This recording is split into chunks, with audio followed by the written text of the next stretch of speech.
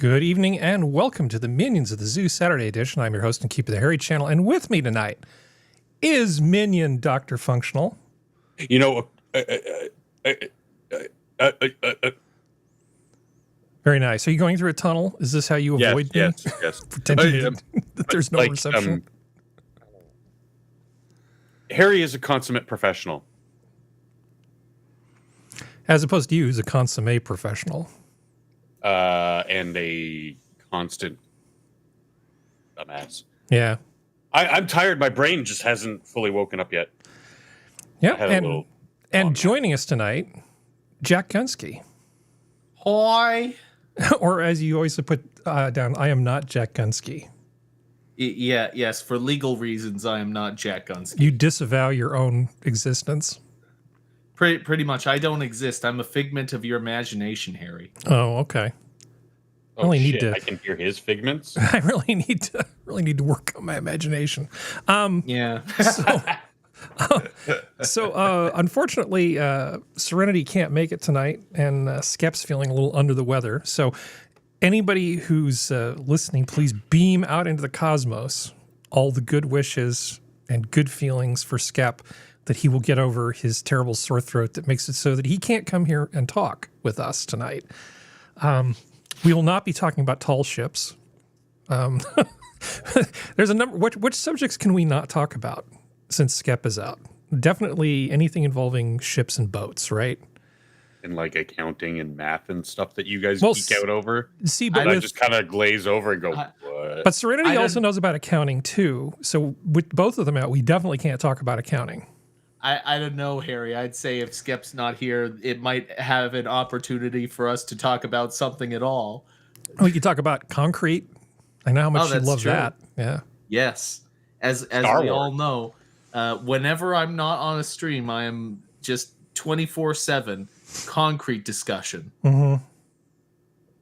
Yes, it's very exciting. Game streams, he doesn't talk about the game. He just talks about concrete. Now, not pouring. I don't deal with the pouring aspect. No, that's what the plebs do. They do that at the other factory. Here we just make boxes. Well, what have you been up to, Jack? Not much. Just trying to mind my own business. Looking at the dating scene or lack thereof. Mm-hmm. And working on my job. Yeah, I'm very happy to have imaginary girlfriend, despite all of the things that women do. All women do them to some degree or another, based on my limited sample set. Jack, if you work hard enough at the job thing, you can make enough money to make or buy a robot girlfriend. No, you don't want a robot girlfriend. Oh, that would be so annoying. Yeah, I know. It'd be like a video game where they give you like one line of dialogue all the time. You'd have to put quarters in her to keep her being nice to you every 15 minutes. If she says, "I'm about to shut down," insert 25 cents to continue. No. Oh, boy. Man, it was pretty cool when arcades existed. You didn't have that kind of stuff in your house. You had to go to a place to enjoy video games. And, you could go there and you'd put your little quarters in the machine, and it was not bad. Used to hustle all the Asian kids. That they were teenagers. I was like 8 years old. How do you hustle them in video game? Do you make them tutor your math if they lose? Well, you bet. You bet quarters on matches. And so there'd be this was big back. Well, I mean, at least here, that things like Street Fighter, Marvel versus Capcom, Mortal Kombat, those kinds of games, people would bet on the fighters. And here's this short, tubby little 8-year-old white kid versus these teenage Asian kids who are really good at the game. And then I would just come in and mop the floor with them and walk away with $20 in quarters. Nice. When I was playing pool, there was this machine that showed up at the pool hall. It was like a video game, except it was a trivia thing. And if you answered enough questions right, you could win a cash prize. So for the longest time, there was between the things that I knew and one of my IRL friend Steve, who was on the show a couple years ago, we pretty much knew most of the answers to most of the things because I figured out what the pattern was. The person who had programmed it was an English, Doctor Who, and Top Gear fan. So once I realized what made this person tick, it made it really easy to guess what the answers were to the things I didn't know. So I would just go in and before I'd play any pool, I'd just go there and get $20 out of that, almost like I was just, milking that cow. And then I would buy people drinks with it and ultimately lost money every single time because drinks are expensive. But I used to like doing that. That's the closest I've come to gambling. But no, I've never actually played pool for money. There are many people that have tried to get me to play pool for money, but I kind of don't want to lose my amateur standing. I never did for like real money, but like, $5 for a game or something, like just for fun between friends. I'd never. Hello, Raymond. Hello, nothing to see here. Sora will be joining us a little later. So it'll be the four of us, but for now it's just the three of us. So yeah, the dating scene sucks, but you keep at it, Jack. Well, I mean, what's you'll be fine. You seem like a pretty confident guy. I would think that people like that. Maybe only hiding behind a pseudonym. I wish I had the confidence that you believe me to have, Harry. You seem like a pretty confident person. I would think that you would do well in a social situation, but again, this is just the way you seem to be online like this. Yeah, I'm confident on the internet. Okay. Which does not translate to real life in Jack any way. Gunsky, confident on the internet. Okay. Nice. Hey, Functional. Hi. So what's new and exciting with you? Okay. Time to get real. Yeah. So I've shared it with you. Yep. I'd like to share it with the rest of the class on the internet and scream into the void. I'm really, really, really, really, really disgusted, and I think at this point Facebook needs to be shut down. They are disgusting, vile platform. So I've been complaining a while, and sure, it's not the same illegality as it has been before, but I constantly get ads, or I was constantly getting ads for drugs like ketamine and cocaine and heroin. Jesus. And all this other, like it's like a dispensary for these hard drugs. And so up here, a lot of that stuff has been decriminalized: mushrooms, acid, that kind of stuff. Some things have not: heroin, cocaine. Although they have like safe injection sites and whatever, it's not exactly decriminalized, but you can like shoot up in the streets in BC. Like, I wish Sora was here. Whatever. Okay, so that's a whole thing unto itself. I stopped getting those ads, and what do I start getting? I get, how can I put this? Child sex dolls. Well, that's a new one. That sounds terrible. I'm at a lack for words. Like, it's disgusting. It's not as disgusting as it could be in that subject matter, but it's pretty fucking disgusting. And that got me really riled up. But now to top it all off, this entire fucking week, and just as a caveat, I hate Facebook. If I didn't have to use Facebook for my work, I would not. If I had another avenue, like if Twitter had a marketplace, I could leave Facebook altogether and let it rot. But I have to, or I choose to use that for now.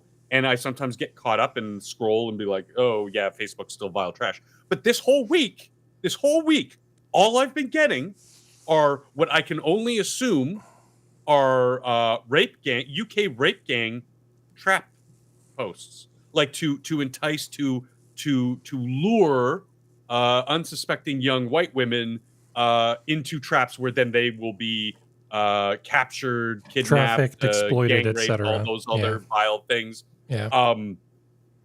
And so I've been reporting every single one to Facebook. And the real fucking kicker is when you report these child sex dolls, these chomo posts, and these trafficking sex posts, whatever, like they come back and say, no, that's fine. Facebook is like, no, it's not against our terms of service. Okay, so I can't call you a faggot, but I can traffic underage children. I can sell all this illegal product on your service through your ad department. Yeah, apparently. Let's see. Oh, Keeverdam is in the chat saying they banned TikTok already. Sunday, TikTok goes into effect. Nice. Keeverdam's saying it's already unavailable on my end with a message. Excellent. Hey, Red Feather. I'm okay with that. Well, I guess Trump was saying something about maybe giving them an extension to try to sort things out. I don't know. I hope he doesn't. I have not set up a discussion point of concern, for this, Harry. Yeah. In which I'm pro banning this is that they are a Chinese company that is not beholden to Chinese law. I mean, sorry, not Chinese law, American law. Like they can get away with manipulating algorithms and stuff because they're not beholden to American law. Facebook and Twitter and YouTube and stuff gets in trouble. They haven't been prosecuted because, of course, the people in charge don't want to. But it is against the law to do some of the things that they do when they manipulate the algorithms the way that they do, or for instance, selling things like cocaine and child sex dolls in America. That's illegal and should be shut down for it. So they have a legal recourse to go after Facebook. They don't. Just like with TikTok, they have zero legal recourse to go after anything they do. They can just do whatever they want. So I'm happy that they're banning it because fuck them. Yeah, I don't know if you can outlaw an algorithm, but what you could do is you could say that if your algorithm effectively makes it that you're curating or editing the site, right? You cease to have the legal protections that a communications carrier would have because you become a publisher. And that's probably the avenue that you could go down. But I would hate to see somebody actually try to drop a law. Imagine the group we have in Washington right now sitting down and going, okay, we're going to drop a law to outlaw certain algorithms on social media sites. How? That would be an almost impossible thing to write. You'd have to do it in such a way that the government had far too much leeway, and I don't want them having that kind of power. But taking away their liability protection and this would probably force the other ones to unclench a little bit too, right? If they want to have, what is it, Section 230? I can never remember what that is. But yeah, to have their protections as basically carriers of information. All right. But even that is 230 is not enough for social media. It hasn't evolved with the times. It kind of stagnated in the, I want to say 60s, 70s area, like with normal telephone communications, and with the new invention of telecom through smart devices and social media platforms, it hasn't evolved to sort of encompass that. So yeah, the thing is, the law is not capable of solving every problem society has. That's sort of the point I'm trying to make, or more to the point, I wouldn't want the law to have the extra power needed to handle things that it can't do. Essentially let some guy in a room just decide with a rubber stamp, which thing goes on and which thing doesn't. If you have, is it Jeffrey Marsh? People like that who are trying to entice children into self-harm, that is illegal under American jurisprudence. That's illegal under most Western jurisprudence. However, because it's a Chinese company, you can't go after that. My point is, if there was some way for the law, Western law, American law, to be applied to TikTok and have it be beholden to that law, I would have no problem with it, no matter how shitty a platform is. Unlike what I was just talking about, Facebook is literally flaunting and breaking the law in your face. And it's like, well, now you have actual laws on the book that say you cannot advertise for selling heroin. You cannot advertise to sell child sex dolls or to groom people or whatever. Like it's human trafficking. Like it's blatantly illegal. They are beholden to the law. Now, my problem is is right now the fact that they are not prosecuting under the law, but I don't think that they should be shut down because they're an evil platform. I think that they should be shut down because of breaking the law. TikTok isn't beholden to those laws in the same way that you or I or Facebook or Twitter or whatever is. Prosecution, that's not really my concern. Yeah. Anyway. Well, I think the existing laws should be applied. Like I showed you the I saw it, and I showed you the photo, and like it was I'm not pretty wrong. terrible. That was vile stuff. I mean, there was nothing there. There's nothing there that was illegal, but it was like you immediately got the overwhelming tsunami of ick. It's like, okay, I know exactly what this is for, and I don't like it. I made sure my wood chipper had plenty of gasoline. They don't allow gasoline wood chippers in California soon. Only electric wood chippers. Just kidding, but I'm sure that's actually true. It gets hot halfway through. Actually, that actually sounds like a good idea. Yeah. Maybe I should switch to electric. An electric wood chipper sounds like a terrible idea.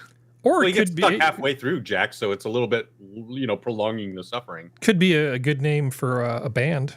Electric wood. I don't really understand this whole.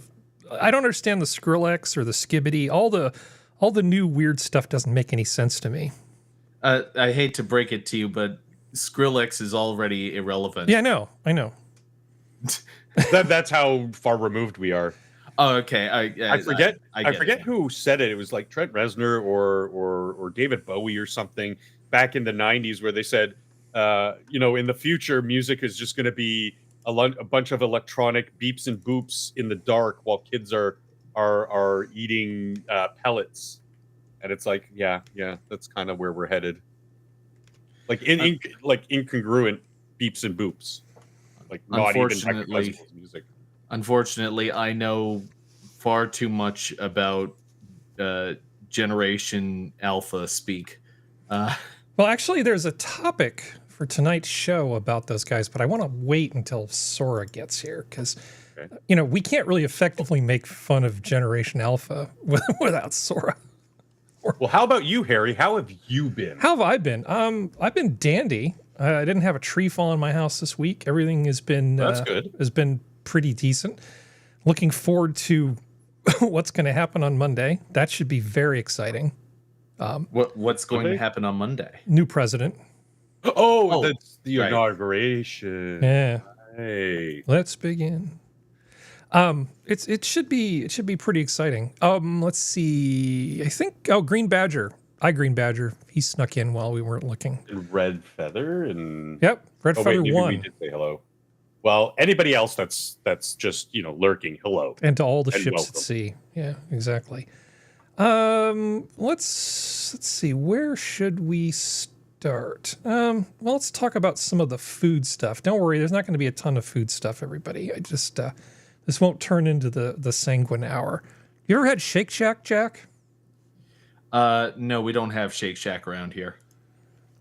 Okay. At least I don't think so. You don't think so? Okay, let me see. Browser. Yeah, unfortunately, they're not up here either. So Shake Shack, it's actually pretty decent. It's heavily seasoned, and I mean that kind of in a good way. It's a decent burger, but it's kind of pricey for what it is. They are under the impression that they're going to add 1,200 stores nationwide. I stand corrected. There is a Shake Shack, although I won't lie to you, it looks sketchy as hell. Hopefully, it's not something else operating under the same name. But yeah, I mean, if you've got basically an expensive burger joint, that seems to me like there's a fairly limited number of consumers out there. But if you try to, what? They added 3 of them to Toronto. They did. Okay, well, I mean, you love it. I'm going to go try it this week. I don't love it as much as In-N-Out Burger, but it's you should definitely try it. You should absolutely try it because I think as a chef you'll appreciate the approach they took to the burger, heavy seasoning and stuff. But I don't see an upscale burger place adding 1,200 stores in the U.S. right now. Is this a demand for expensive hamburgers that I wasn't aware existed? Yeah, the thing is that fast food, since fast food is so expensive now, it's just going to, if you have an upscale product, I would say it probably will have comparable prices to fast food, in which case, why would you go to the fast food place when you can go to the upscale place for the same price? Yeah, exactly. Yeah, this seems ambitious. I don't know. Has anybody in the chat actually... What kind of buns do they use? Is that a potato?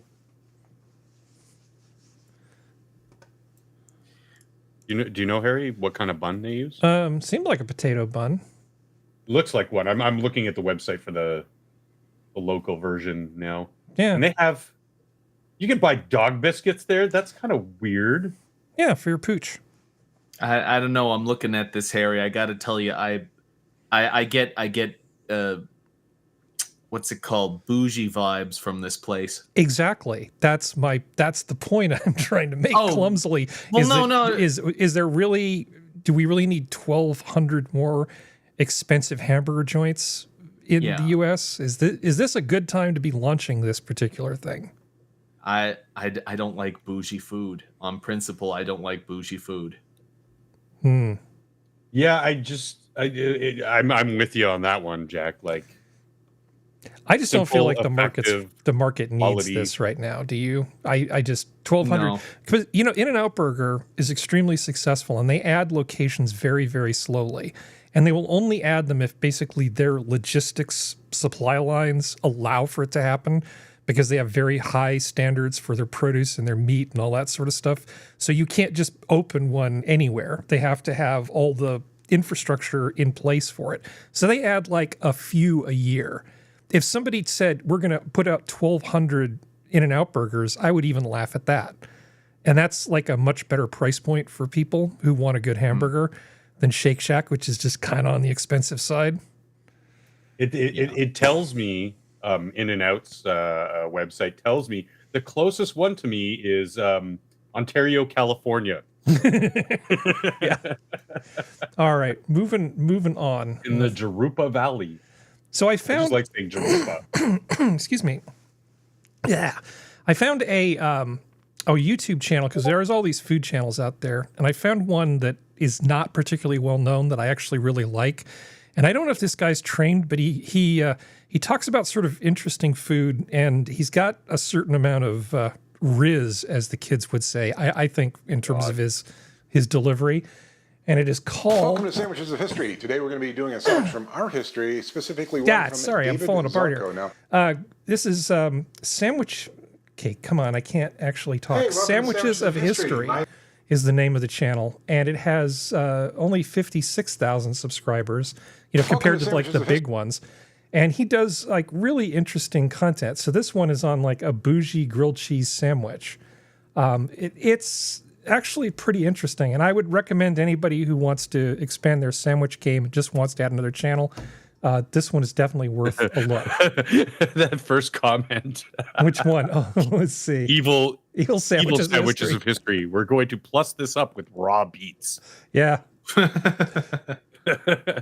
Yeah, they end up putting blueberry jam with like all sorts of stuff in it on grilled cheese, and then he adds a bunch of spices to it. It's like totally weird. This is actually a really good channel. I would encourage people to check it out. Over on Chef John's channel, he did something which I thought was kind of interesting. He's sort of making something that he relates to poutine, but it's actually like chicken and gravy and stuff over tater tots. And I have to say, this looks like a really easy, fantastic recipe, almost like changing up a chicken pot pie sort of thing. Oh, yeah, I do this. Yeah. So, I mean, Chef John's got millions of subscribers and, paid subscribers. And I mean, he doesn't need anybody promoting his stuff, but using tater tots as a base seems like a really smart move to me. Like, because you just get instant umami. As much as I like tater tots, the problem is that how the heck do you cook them? In the oven. You bake them. Well, yeah, but they don't come out right though.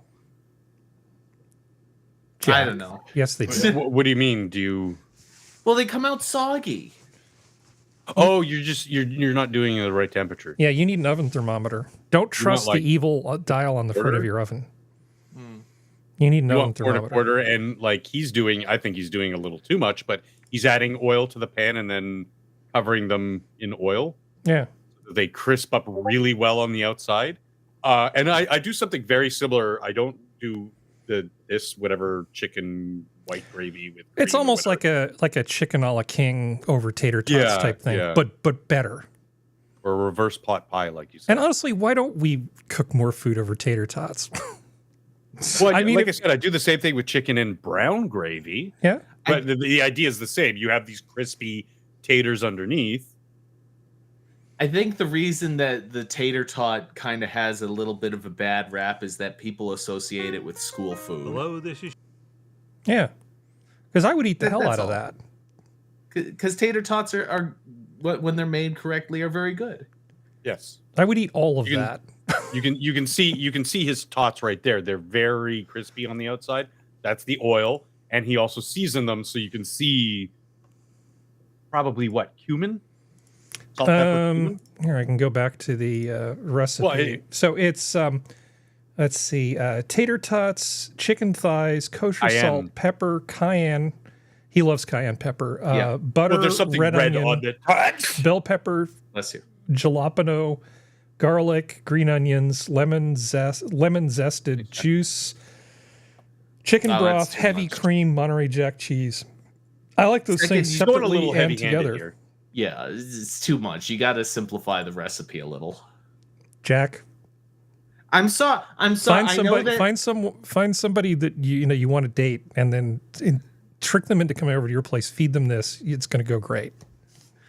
I know that you like to elevate food, Harry. Date on a plate. It's not my personality. Okay. I can just tell you that imaginary girlfriend lets me do the cooking most of the time. And you say this is a win. It is. Well, keeping her happy is good. Okay. Jack. The old adage of a way to a man's heart is through stomach. It's just them projecting. It's all them. It's all them. It is all them, actually. Hey, and you know what? I'm happy. They'll feed you, buddy. Yeah, I like making people happy, so it's actually not a problem for me.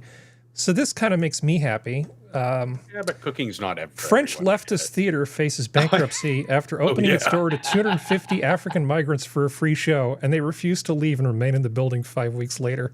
God, I hope this is true. Mwah. I hope this is true so yeah, much. I verified that. That was true. Is this actually real? Yep. It's beautiful. It's a thing of beauty, Harry. A thing of beauty is a joy forever. I feel bad for the adjoining community because now they have this building full of certain people, and it has increased the how can I put this without getting us banned on YouTube? It's lowered the local the property crime values. has skyrocketed in that particular neighborhood for some reason. I don't know. Maybe they should have an investigation as to why. But for some reason, that neighborhood has become like completely unsafe, and women are now like, especially avoiding the entire like area if they can.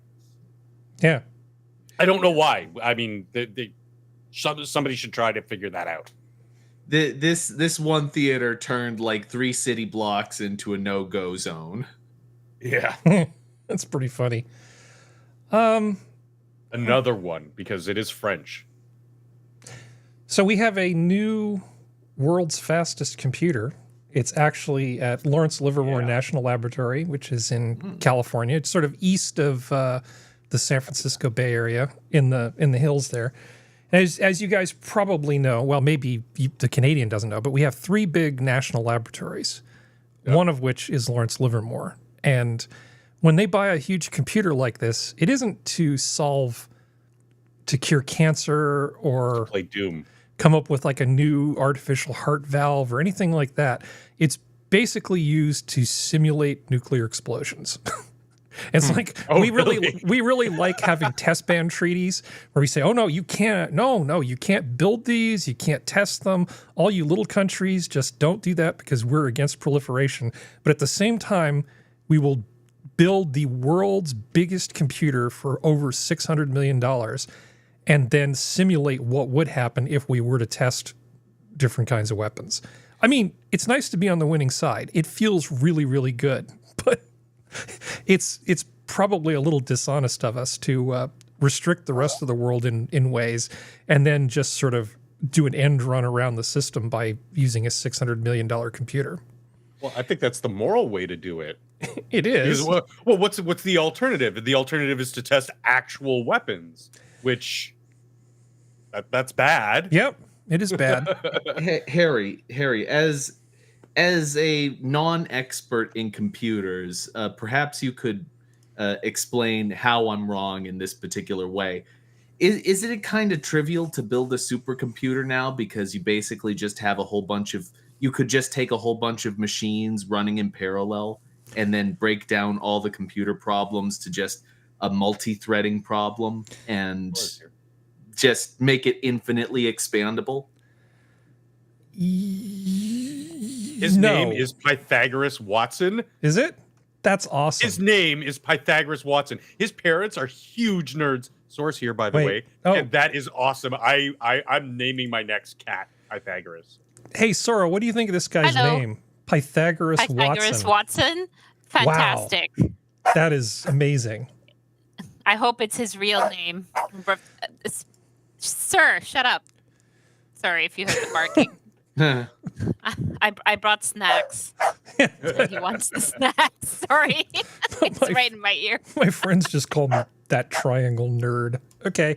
So El Capitan's supercomputer, it has 11,639,616 CPU and GPU cores. That's how many cores this thing has. And it actually does 2-point-something exaflops of computation. So we have this thing here over on the side. How big is exascale? Well, here's all these old shitty computers. They barely go anywhere until you go all the way up to... And Jack, your question was, is it really that hard to build a supercomputer? Because you just cobble them together out of pieces. Yes and no. First of all, not all problems can be run in parallel. So it depends on the type of problem that you're working on. Some actually are embarrassingly parallel, meaning that just the more CPUs you add, the faster it goes. It's like, and CPUs means it's done in 1/nth the time. And then there are some things that just don't parallelize well at all. And then there's most things that sort of sit in between those two, like they benefit from a certain number of cores. I mean, you guys do gaming, right? You've got like some number of cores on your systems, probably AMD, probably 20 plus cores, right? I mean, how many cores does your system have, Sora? Didn't you get a new one recently? Hello. No? I want it. It's on my wish list. I did not get the new one. No. Okay. Okay. I am a responsible adult and I will not impulse buy, even though I want to. Understood. But there's like a number that's too small and there's a number that's too large. So to answer your question, Jack, in a lot of cases, for simulations where you can basically divide a problem up into lots of little bitty pieces, and then the computations from each piece impact the computations in the adjacent pieces, what you need is a bunch of CPU cores and a lot of memory, and you need a really fast interconnect. And what they did was they essentially gave HP Enterprise Systems over $600 million to build this ginormous cluster and connect it with their super high performance interconnect. So the interconnect has to be, sort of like, you have internet coming into your house and you can download a certain number of megabytes per second. In Sora's case, it might be less and functional because they've got horrible Canadian internet. And you guys always have trouble with your internet, right? Fucker. What? Well, you guys always have internet problems, don't you? No, never. Off and on. Off and on. Okay. But it's not just... We literally have the best internet in the world, but we pay the most for it. Oh, okay. It's not just about how much data you can move, but how fast you can, say, did you get this message? Yes, and get that response back. So the latency is actually a huge thing because all the bandwidth in the world won't help you with a parallel computer if the latency of the interconnect is too high, because it just takes too long for the different CPUs and their workloads to talk to each other. So you need like super low latency, super high bandwidth, which means it's super high price. It's very, very expensive. And a lot of the cost of this thing is actually the network. Brief aside, it reminds me of a joke I heard from Jeff Geerling. He said, never underestimate the bandwidth of a whole bunch of hard drives in a speeding van. Yep. Yes, that's the bandwidth, but the latency is very high. So they have an aggregate throughput or bandwidth into and out of these chips of 5.3 terabytes per second. That's fast. Ooh, that's very fast.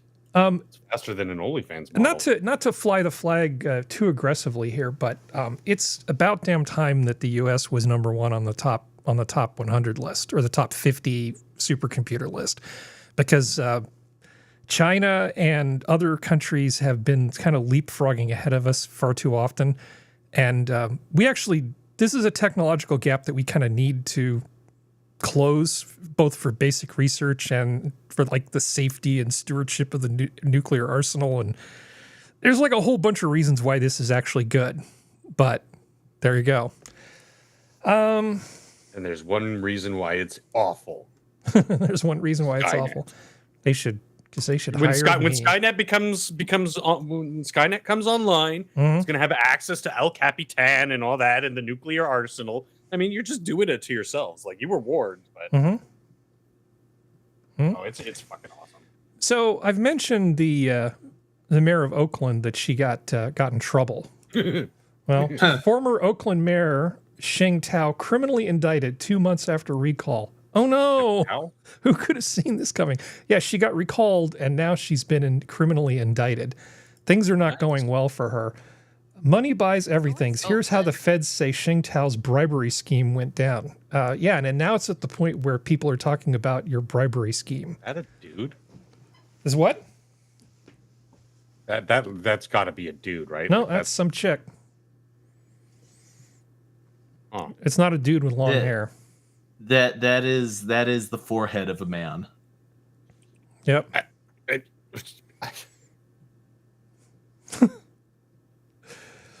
Yeah, years-long bribery scheme. Yeah, because city of Oakland is terrible, and I've told everybody how terrible it is. And if the person in charge of it is not only incompetent, but also corrupt, your city is pretty much screwed. There's almost nothing good going on in Oakland at all, full stop. I swore that was like a young Sammo Hung with a wig. No? Yeah, maybe. But I don't think I wouldn't put her in charge of your fight choreography, though. That's the thing. No. Sammo is better. She'll just hire someone else to do it. Should get her somebody off of Fiverr to throw it together. It's a good what's the word? It's a good potentiality of what other certain mayors that have been in the news lately for their ineptitude and misdeeds. That, California's not completely lost. Like, sometimes when you're bribing and being a shitbag, that there might be a district court in California that might actually prosecute one of these idiots. You guys in New York are famous for not prosecuting actual criminals. That's my point. As I say, you guys, because Harry's definitely in charge of the court. Okay, let's make fun of New York. AT&T kills home internet service in New York over law requiring $15 and $20 plans. Okay, see ya. Yeah, you can't actually force me to do this for nothing. At a loss. Good. Because some of these local governments seem to be a little too full of themselves. They think they can just do whatever the hell they want and force people to do stuff. There's a Safeway in San Francisco that's been being closed for months now. And Safeway's done all the things they could to make it nicer. They found another buyer. They were going to take over the store and build it into like some living space and a bunch of businesses. They were going to redevelop it there so there wouldn't just be this empty store sitting there. They did pretty much everything they could short of just leave the store there and make it not food for less, but food for free, where people would just come in and just rob the store blind over and over again. They tried. Well, it was food for free, though. It was food for free. Everyone was robbing the store. Well, here's how the neighborhood has responded, and this is from 2 days ago. Down to City Hall today. They're demanding that the Board of Supervisors address the closure of the neighborhood Safeway store. Their goal isn't to keep the Safeway from leaving, rather to add a new grocery store, and they want to be included in the discussion. Of course they do. We're not playing. We're demanding. We're not requesting. We're demanding. We're not urging you. We're demanding you. And we want all the new supervisors to understand this can be a beautiful relationship or a sour relationship. Yeah, they want input on, they want another store to be set up, and they're demanding that they have input on how it's set up and who runs it, and they just have a whole list of demands. It's like, well, if you cared that much, maybe you should have worked together to stop the people in your community from robbing the store blind until it left, and now you have no grocery store. Well, now you're in a food desert is what you're in, because it sucks. Why is it that all these people that make these demands think that they're Martin Luther King? Because it's a working model. Oh, let's see what starts with an F and ends with an agate. Safeway on Webster Street in the Fillmore district for years. Okay, convenient. You can do these kinds of things, but it requires Most so shelves much have been more cleared out by eager shoppers looking for Sorry, go ahead. behind it. This is why, back to the telecom thing, why we have some of the best internet in the world, but also pay the most for it, is because, yes, overregulation caused the price to skyrocket, but they also opened up by force the market to smaller companies so that the telecom wasn't dominated by a monopoly or duopoly here. And so it kind of, it's the unstoppable force meeting the immovable object. And, what came out of it was, okay, we can live with this. It's not ideal, but we can live with this. They want to put the problems, which is the overregulation, on top of overregulation, on top of overregulation. It's just going to cause, this isn't going to help anybody. It's actually probably going to cause more grocery stores to close. Yep. And to go elsewhere. The people who own these places are going to sell the property and leave and go somewhere else where they can make money. These people in places like San Fran they're so inept. I don't get it. It is, and but I mean, it's really just sort of the whole state. So we talked about the fire last week, and I'll mention the fire in a little bit. But come on, load. Governor Newsom is banning insurance companies from canceling home coverage for LA wildfire victims, and you wonder why insurance companies keep wanting to pull out of California, because once they show up and do business, then they'll basically sue them into staying in the state. That doesn't really make it a welcoming environment for a new insurance company to want to start offering policies. Yeah, but go ahead, Jack. Why do they think that they can sue a company into accepting a loss? Yeah, well, why doesn't New York sue AT&T and force them to offer that $20 service? Huh? Okay. What happens when AT&T goes out of business? Because the company has become so unprofitable that they just can't afford to be in that state anymore. What happens then?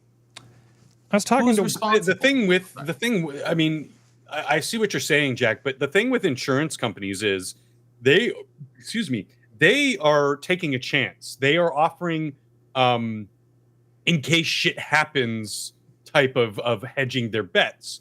And they're infamous for not paying out when they have a loss. So when a lot of things like they said, and I didn't do a whole bunch of research on this, but I did see that a lot of people's policies were canceled by the insurance company, which they incorporate into all of their contracts across the nation, across the entire Western world, that they can pull the policy at any time. You cannot, as the customer. That to me is like, well, the first fuck you. The second is they pull these policies all the time right before the prime fire season. And that's them hedging their bets of like, well, it's prime fire season, stuff is going to happen, so we're going to pull fire coverage from a couple million people and then reinstitute it in a couple months when the fire season's over. This happens like all the time. It only made the news recently because the fire actually was so devastating. And now all these people are without coverage that they should have had. I'm sorry, Mr. Insurance Company. This is your business. You're in the business of taking risks. Most of the time, your risk pays off because people are handing you money and you don't have to do shit for them.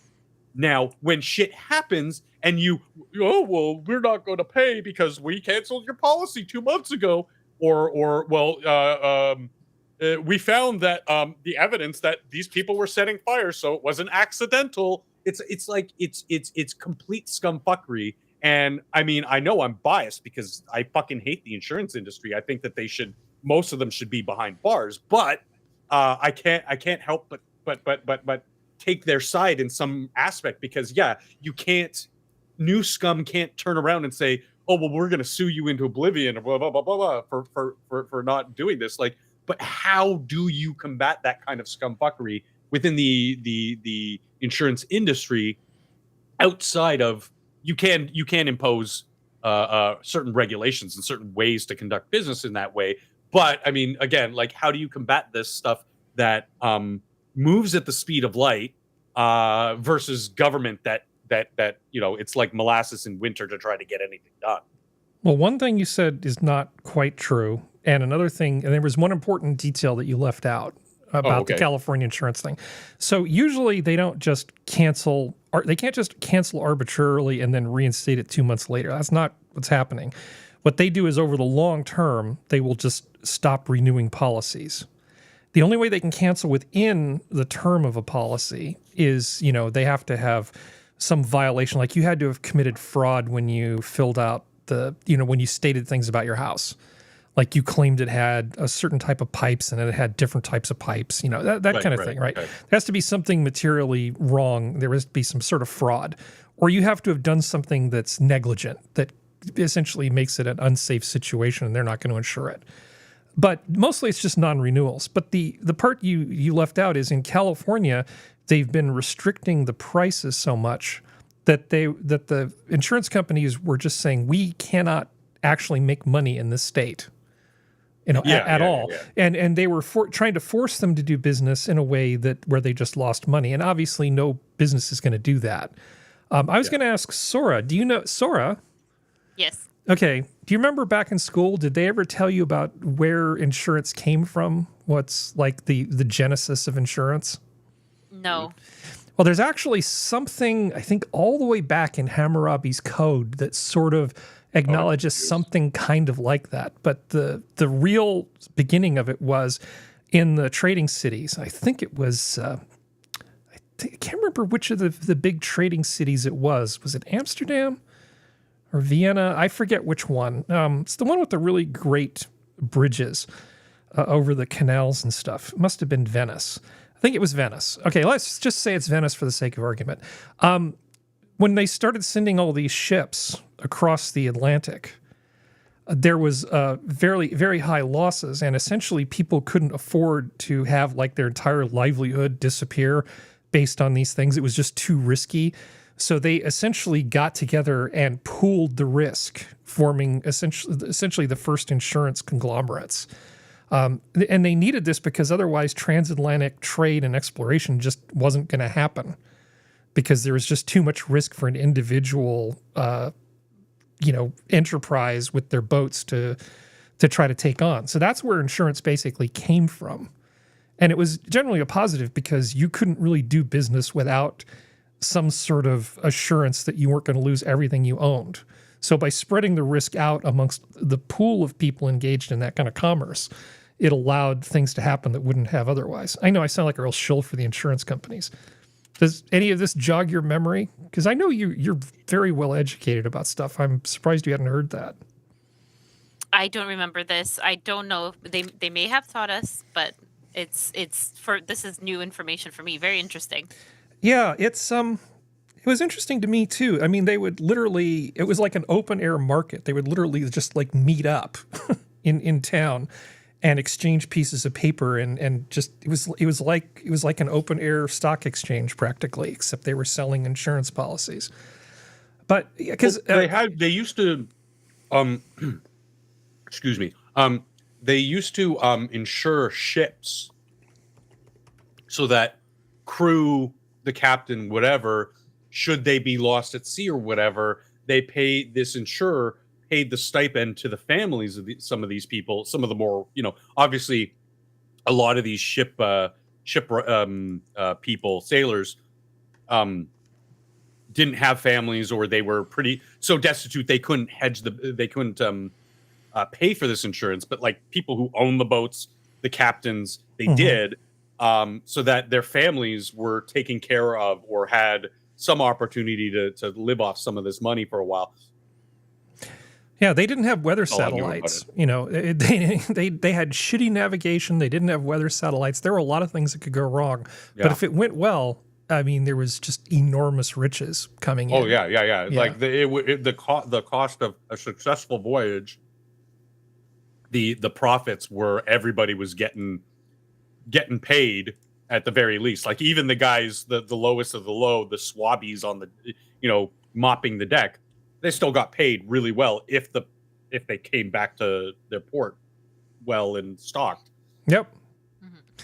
So we were talking about the fires, and people were wondering why they weren't dumping seawater on the fires. Well, they are now, because actually, thanks to our neighbors to the north, America's Attic, they've been sending some of the super scoopers down here to help out with the fires, and it looks something like this. You're welcome. Let's see. Of a wonderful stateroom. However, on a cruise hold on. When you see what's going on? Up. Yeah, that whole fleet of them running side by side, just scooping up water, dropping in to pick up 16,000 gallons of water. I feel like Flight of the Valkyrie should be playing. But given that the would be nice. On the right side of the cruise liner, really cool air. That's pretty cool. I've never actually seen those things do that. Part of the reason why Western Canada doesn't. We don't have the same problem with wildfires. Well, A, it's colder, but B, we implement stuff like this.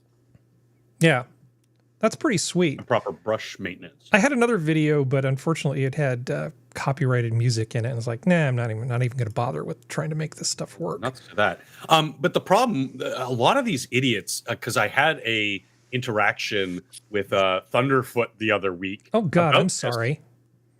I know, right? He's but still alive? I had said that they were lacking of water, and then he responded by saying, I didn't realize the ocean went dry. And I'm just thinking in my brain, I stopped interacting because when you get confronted with a certain level of stupidity, I just refuse to keep engaging. But what they don't realize is you can't be pumping that water, the salinated water, through your infrastructure. You can't pump that through the pipes and the fire hydrants and stuff. Oh, it has to be fresh water because it's going to rot the infrastructure. Yeah. And my point was, like, obviously, a lot of the problem was that the reservoir and the hydrants and whatever were lacking water. It's not for a lack of water. It's because the right water could not be stored and pumped through those pipes. Yeah, that's why these planes are able to do that, because they're specifically designed to pick up salt water, seawater, and dump it on things. So there's protections for these planes. It's actually really cool, this coating that they put on the inside of their tubs or whatever they call them inside, that protects them from the ravages of salt water. Yeah. Well, I was pointing out also, real estate vultures eye middle class enclave of ravaged LA. Yeah, if we can just make it take 5 years to rebuild your house, a lot of people are going to give up. They're going to sell to Blackwater or whoever, and then they're going to just turn LA into God knows what. Now, I'm not a fan of LA. I don't like LA. I don't want to live in LA. I'm not. It's basically, as far as I'm concerned, it's another state. I do not live in Southern California, nor do I want to, but these people deserve better. And given how incompetent the government's going to be about building permits and everything else, a lot of people are just going to give up, and then these opportunists are going to come in and take over. Well, and it's it's really kind of disgusting. Yeah, like the Palisades, it's a lot of older people who have, they're just in that stage of life where they were just basically biding their time and enjoying life until they died. Like, these are old family homes. There is no rebuilding for these people. They'll find an apartment for the next 10 years, and then, nature will take its course. But it's at every step I'll take the people over BlackRock or Vanguard. I would say the worst case scenario is the bad guys come in and buy up all the land dirt cheap. Mm-hmm. And the best case scenario is Katrina 2.0, where the land sits in a dilapidated state for an extended period of time. I kind of doubt that's, well, they're going to clean up stuff, but the cleanup will be easy. The rebuilding is going to be hard because of the Coastal Commission. But I don't want to rehash too much of what we talked about last week on that. There's a poll. They're saying, okay, so who are people in LA basically blaming? Well, in terms of the poll, let's see. According to Emerson College poll of 1,000 registered voters, a majority, 58%, said they thought climate change contributed to the wildfires, while 42% said it didn't. Young voters are likely to say climate change has contributed to the wildfires in California at 74% among voters under 30, compared to 70 of those in their 30s, 61 in their 40s, et cetera, et cetera, et cetera. So that's basically been that's being spread, and people seem to be accepting it, which is a problem. Yeah, and isn't it starting to come out now that some of these fires may have been actually arson? Or incompetence on the part of like homeless people trying to cook or keep warm, or just because they're stoned out of their mind on meth. It says 30% of voters approved of Newsom's handling of the wildfire response, 42% disapproved, 28% neutral. That's like some Trudeau level support numbers. That's because you know what Scott Adams will say, that there's about 25-30% of people that'll believe any stupid thing. Yeah. There's just that hard. That basically means it's the hard, stupid 25% plus 5 people. That's like. Well, it's a bell curve. It's literally 25% of people in general are too stupid to understand most things. Mm-hmm. I'm not saying that like maliciously. I'm just saying it's a matter of fact that they're not intelligent enough to understand most things that even your average, down the line median people can understand. Yeah. It's just a matter of fact. This is absolutely disgusting to me that this much negligence and incompetence can exist in this government, and people will just eat up whatever you tell them. Whatever the social media, whatever the mainstream media says, people will just repeat it, and will continue to vote. They will continue to vote for Gavin Newsom. He can still win his state after this. Well, Michael Schellenberger, who I honestly think is one of the few decent journalists around, he's been doing almost daily updates on the situation here. And there's an awful good argument to be made for, they cut the fire department. They didn't do a bunch of stuff they were supposed to do. The people who were put in these positions were probably incompetent. So, but they took huge amounts of money away from these things and then had no problem at all spending money on DEI stuff, and cronyism and all the other stuff. They spent so much money on things that weren't fire prevention and brush clearing and everything else, because their main goal wasn't about having a fire department that was good at its job. They were more concerned about what the photo op looked like. This is one of the areas that I kind of pushed back, because I saw a lot of stuff on Twitter about like DEI is responsible for all of this. And all I can think when I'm seeing this is California. There is so much corruption in this state. Do you really think it would have been any different if DEI hadn't been around? No, they would have put in other cronies. They They just wouldn't have been black female cronies. Mm-hmm. I don't know, Jack. I think Governor Larry Elder would have done a great job. But he's not corrupt, so he doesn't get to play in the system. Well, no, but I see your point. I'm saying that it's not DEI, it's the very fundamental nature of the system itself. I think that DEI exacerbates the problem immensely because, again, in an interaction I had with some people talking about this, they said, thank the heroes and blah, blah, blah. But they had pictures of the management, the DEI hires in management. And I'm like, well, no, the people. Oh, my God. Oh, my AI. God. Oh, my God.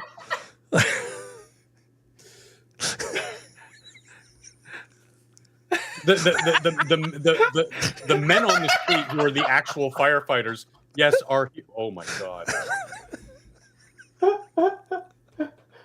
This is absolutely savage. Nightmare I feel fuel. safe. Oh my God! Oh my God! There's I need music this too. thing. And you can't kick the guy from safe. Don't play with flames if you're lazy.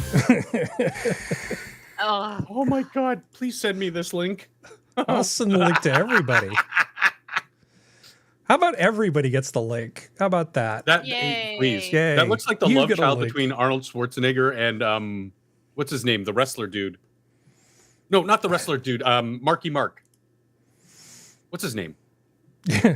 You know the Mark whole thing about the Mark URL Wahlberg, thing? thank It you. was Karen Bass. Like, it says hit up URL. We're changing the game. Yeah. Oh no. And this was his phone number, telephone number.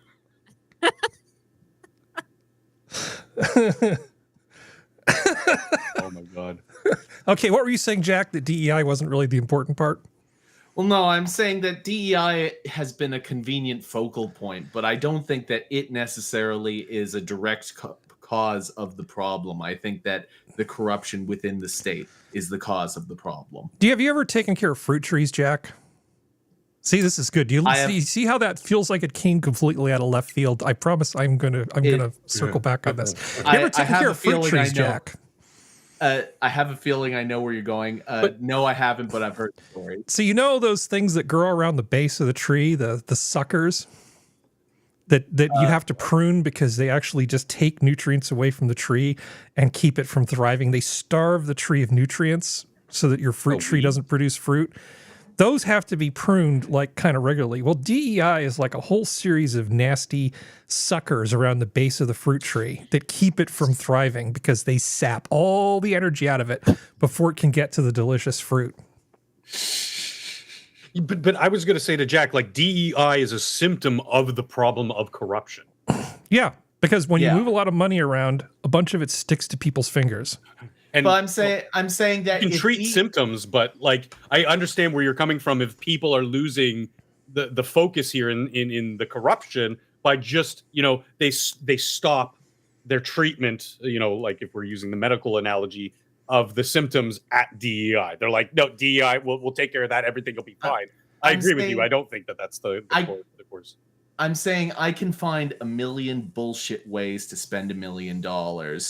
DEI is merely one of them. If they remove DEI, then there are still 999,999 bullshit ways to spend $1 million. Well, DEI causes a lot of problems. One, just because it elevates people who have not as much experience into roles. They may be equally corrupt as other old time corrupt people. Like look at Chicago, right? I had a friend who was the inspector general for the Chicago Parts Department. We had many interesting conversations about Chicago. Of course, there's these things, but DEI in particular forces you to bring in people that just don't have the background because they were underrepresented before, right? That means you have to grab them right out of college. No practical experience required. I was talking to Prospero earlier today. I was trying to remember what I said about DEI. I go back and I say, I just wrote, DEI is just old school pork barrel politics with a veneer of virtue. Yeah, that's basically all it is. Good times. All right, I should really show this fish because I promised to show Sora a fish. Is she still with us? Is this the stupid fish? It's not a stupid fish. It's a fish that I actually like because it serves a purpose. But you're going to like it. Okay. It's not a stupid fish. Okay, where is the fish? Fish. Okay, here we go. It's the baby lumpsucker fish.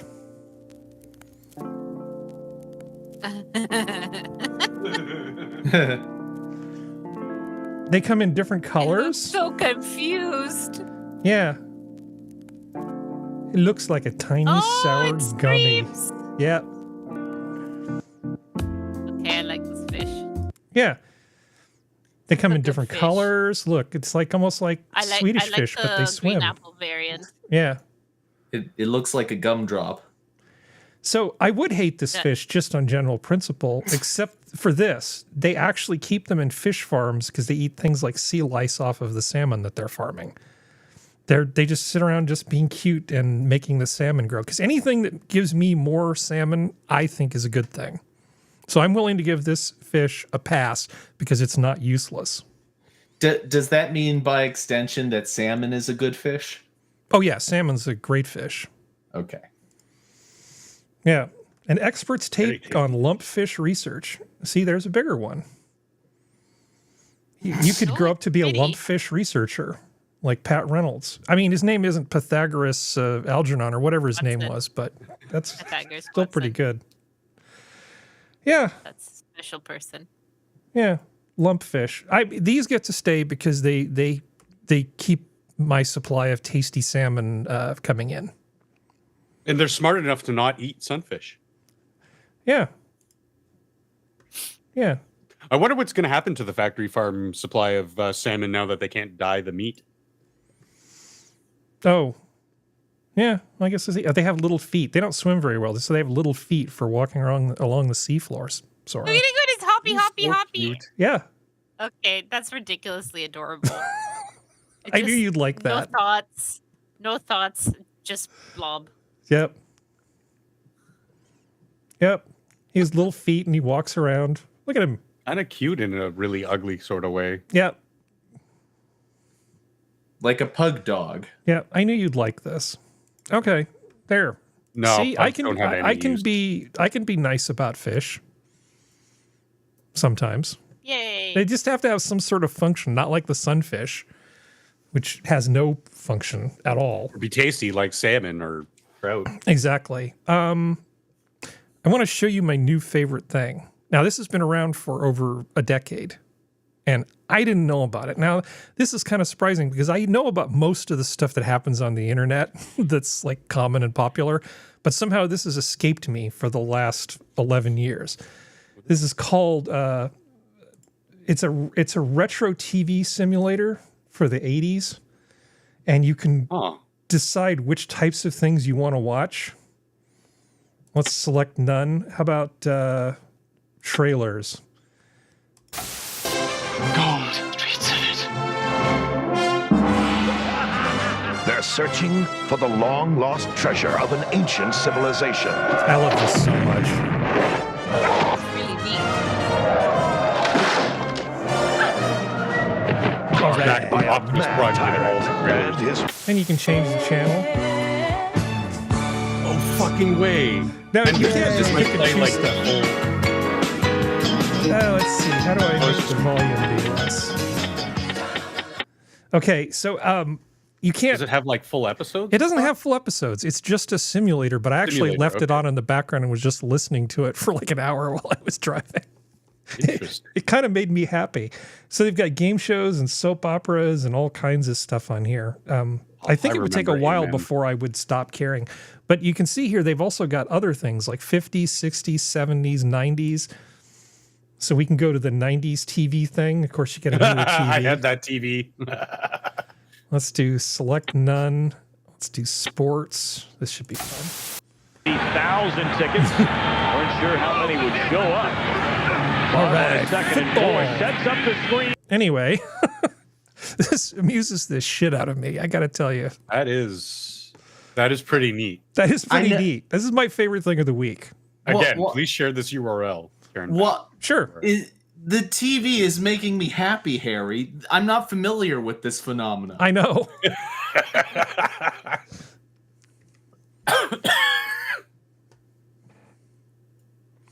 Let's see, salmon okay, but we have to have tuna too, of course. Drugs. Oh no. A murder. Is this Murder She Wrote? Hunter. No, Hunter was great. Oh, Hunter. That show was a lot of fun because it was terrible. Hunter. Let's turn the volume up. Fred Dryer. Yes! Stephanie Kramer.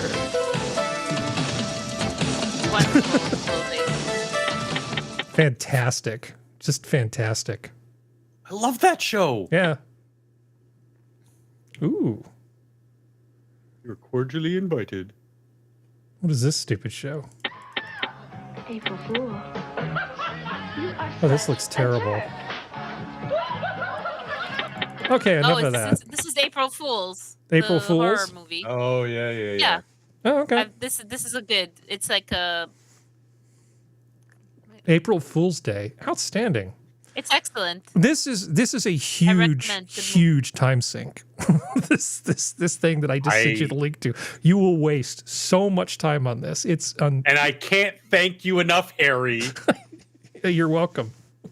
I was actually watching some of the game shows and laughing my ass off because they're so dated. Oh man, have you ever gone back and watched an episode of Supermarket Sweep? Yes. No, my favorite is What's My Line?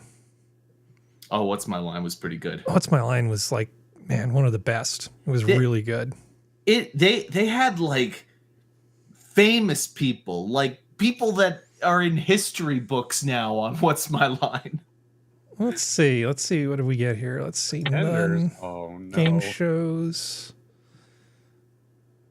Okay. Let's see. Where's the power? Oh, there's the power right there. Miss Ammons, there it is. What's my line? That you are not either a magistrate or any kind of judge. Yes. Oh, she was awesome. Jim Daly. When your work brings you into court, is it as a result of work that you have previously done somewhere else? No, I should hope it never would. No, I would think not. Well, she had to be a lawyer. Okay, I got to stop doing that because I forgot I was hosting a show for a moment there. Dorothy Kilgallen actually interviewed, was it Jack Ruby? And then suddenly unalived herself on barbiturates just right after that. I mean, funny that. Oh God. And after she announced that she was going to reveal that she knew who killed JFK. Yeah. She whiz. I know.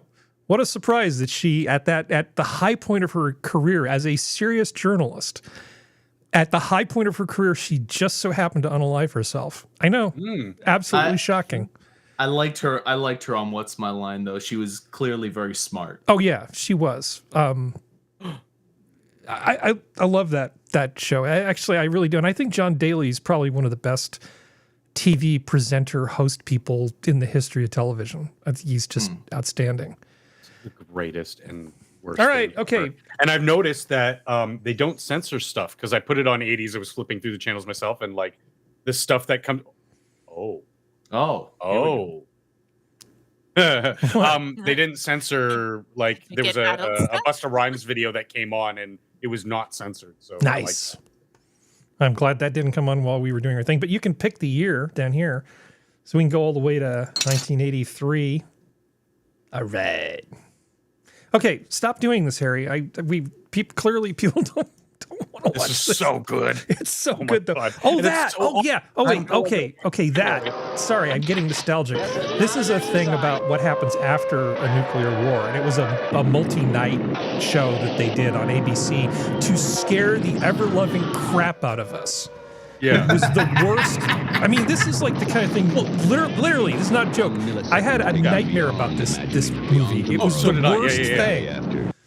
It was the worst thing. It was like War of the Worlds, Jack, but intentional. Yeah. Like they were intentionally trying to scare the fuck out of people with stuff like that. Just massive war on everybody's mind, and then a TV station just comes along and is like, F you, how about that? Okay, I have to change this or there's not going to be any more show. Or this could be the show. I am losing the ability to actually think. Okay. Hey, Functional. It's amazing. Did you ever get pizza in your school lunches? Rodney special. In my school? Well, yeah, I guess. Yeah, I mean, Sora, I don't know. You didn't have that up in Canada. Jack is the only one who probably has had this. American school lunches. Remember the shitty pizza? Yes. Okay. I mean, it was still good, but it was, it was school pizza. We had pizza day. So I like... And hot dog day, which was better. Oh, that's good. I like those are this, the things we had. Yep. Let me see. Is that muted? No, it's not. I rather like this... Okay, why is... Oh, there it is. Recipe from 1988 and decided to make it. This is from my channel called Tasting History. Recipes for school food and I service from the recommend it. USDA, and it starts with pourable pizza crust. Yes, pourable pizza crust. You mix water with flour, powdered milk, salt, and of course sugar, and some yeast and vegetable oil. Then, I mean, they're basically making this easy for staff. It's like, are you what is it, Picciola or whatever the thing is? Are you trained at that? No, no. We want to make it so that like the lunch lady can make this and have it actually still turn out pretty good. pour that onto a tray that's been dusted with cornmeal. Then that is pre-baked in the oven while you make a sauce of tomato paste, dried onions and garlic, and a bunch of herbs. Then put that on top of the pre-baked crust and sprinkle mozzarella cheese all the way to the very end because those corners with the crusty cheese were always the best part. Once it's baked, you cut it into rectangles, and there you got your pizza from your... It's shitty, but it's great. Yeah. It could be shitty. You can do it with good quality ingredient and it'll be fine. But I really want this. I want a copy of this book. From Quantity Recipes for School Food Service from the USDA, and it because I'm still going through that last recipe book you gave me of the McDonald's. The McDonald's recipe, the one with all the recipes for the McDonald's food. Yeah. I need to find this book because I don't know, just to complete my collection or something. Oh, hey, random American. Hi, Random. Oh, Hey. Rich Head Random back. Hi, guys. Hi, new people. Let's see. I have this filed under Gen X. Oh no, I feel targeted. Yeah. Good. I'm gonna skip this one. I'm at the cusp at the end of Gen X. Don't blame me. Yeah. I just think it's funny that every once in a while I see a meme about Gen X, and every meme about Gen X is exactly the same. It is, we used to go outside and not come back until it was dark. Yeah. That's as far as I can tell, that is the only thing that ever happened with Gen X. And drugs, lots and lots of drugs. No, they don't even talk about the drugs. They just talk. I know. about I'm just saying. In addition, If you talk to I agree. Like I see those memes all the time, and it's just like, well, okay, forget memes. If you talk to a Gen X person, you can say, "Hey, when was the first time you ever thought you were going to die?"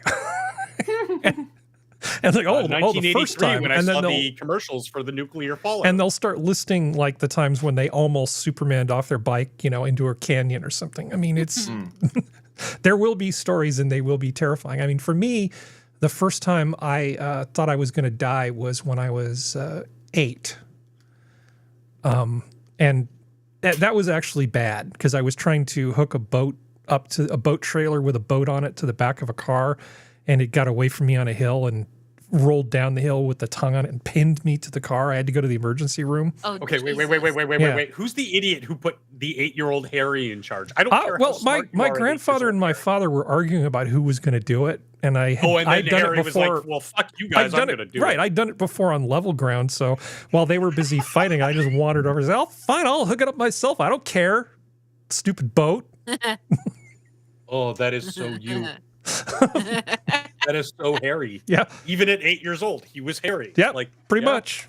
Fully formed straight out of the womb. Sora. Yes. Let's see. Where did I... Now I can't find the thing. Okay, millennials. Oh, come on, Harry. Get your shit together. Gen Consummate Z. No, professional. Gen X. That's what you're looking Gen for. Z. It's under Gen Z. Okay. So I found this under Gen article, Z? which Not Gen actually amused me. Trends young people think they invented, but boomers have been doing for decades. Okay. Apparently, Okay. Let's see, tablescaping. Boomers call it setting the table. So I guess Tablescaping. Gen Z has learned that you That's can so actually cringe. entertain by putting stuff on a table in an attractive pattern. Is that? Tablescaping. No, in the red dress. What is that? It's something very skinny. This is Alice. Yeah. Tablescaping is the art of laying the perfect table for your dinner guests. Think carefully, color-coordinated napkins, themed crockery sets, and table arrangements which fit the theme of the dinner. Yeah, we did that a long time ago. That's called a party. Martha Stewart Living thrived on this horse shit. Doing that shit forever. Look at ancient. But that is France. still in. Just go to a supermarket where at the checkout where all the Home Living and Martha Stewart Living and all the other McLean's and all those stuff, Chatelaine here in Canada. Yeah. They all have this still. Yeah. You know what she needs, functional? Multi-million-dollar industry. Yeah. That skinny blonde woman, you know what she needs? Shake Shack. Food? Shake Shack. Shake Shack. All right, so tablescaping is just one example. So wild swimming, what boomers call it, swimming. Swimming. So apparently, Generation Z has come to the conclusion that they've discovered swimming. That like you can go outside and get in rivers and things and swim. To be fair, there was like a good chunk of like generations who don't do this. You know, whether it's more expensive to take people camping or go somewhere to travel where there is like a lakes or rivers or anything like that, or you have overly protective people. So I can see this one where they're like, oh, we can actually do this. Yeah. You know? Yeah. That being said, though, there's so many movies and other media where people are doing this. Like, you don't think that that's something you can actually do. Yep. Well, here's the text, and then I'll get to you, Jack. It says, yet in 2021, the BBC declared that wild swimming is Britain's newest craze, with 7.5 Britons, over 1 in 10, swimming in open water every year. Good on you. Jack? What are you saying that, like, this was... I don't understand how this could be novel to you. Are you suggesting that I can swim in a place that isn't a bright neon blue pool? You might get a brain-eating parasite. That is possible, but you know. True. When you're like I was going to say, but Jack needs more hobbies that he can put in his dating profile. So I think you should definitely say that you enjoy wild swimming, even if it's not true. Just say it. I enjoy tablescaping and wild swimming. Tablescaping and raw dogging. Sorry, Functional, you were going to say something. It's twofold. One, again, back to the media scare. Yes, places were very polluted after the Industrial Revolution.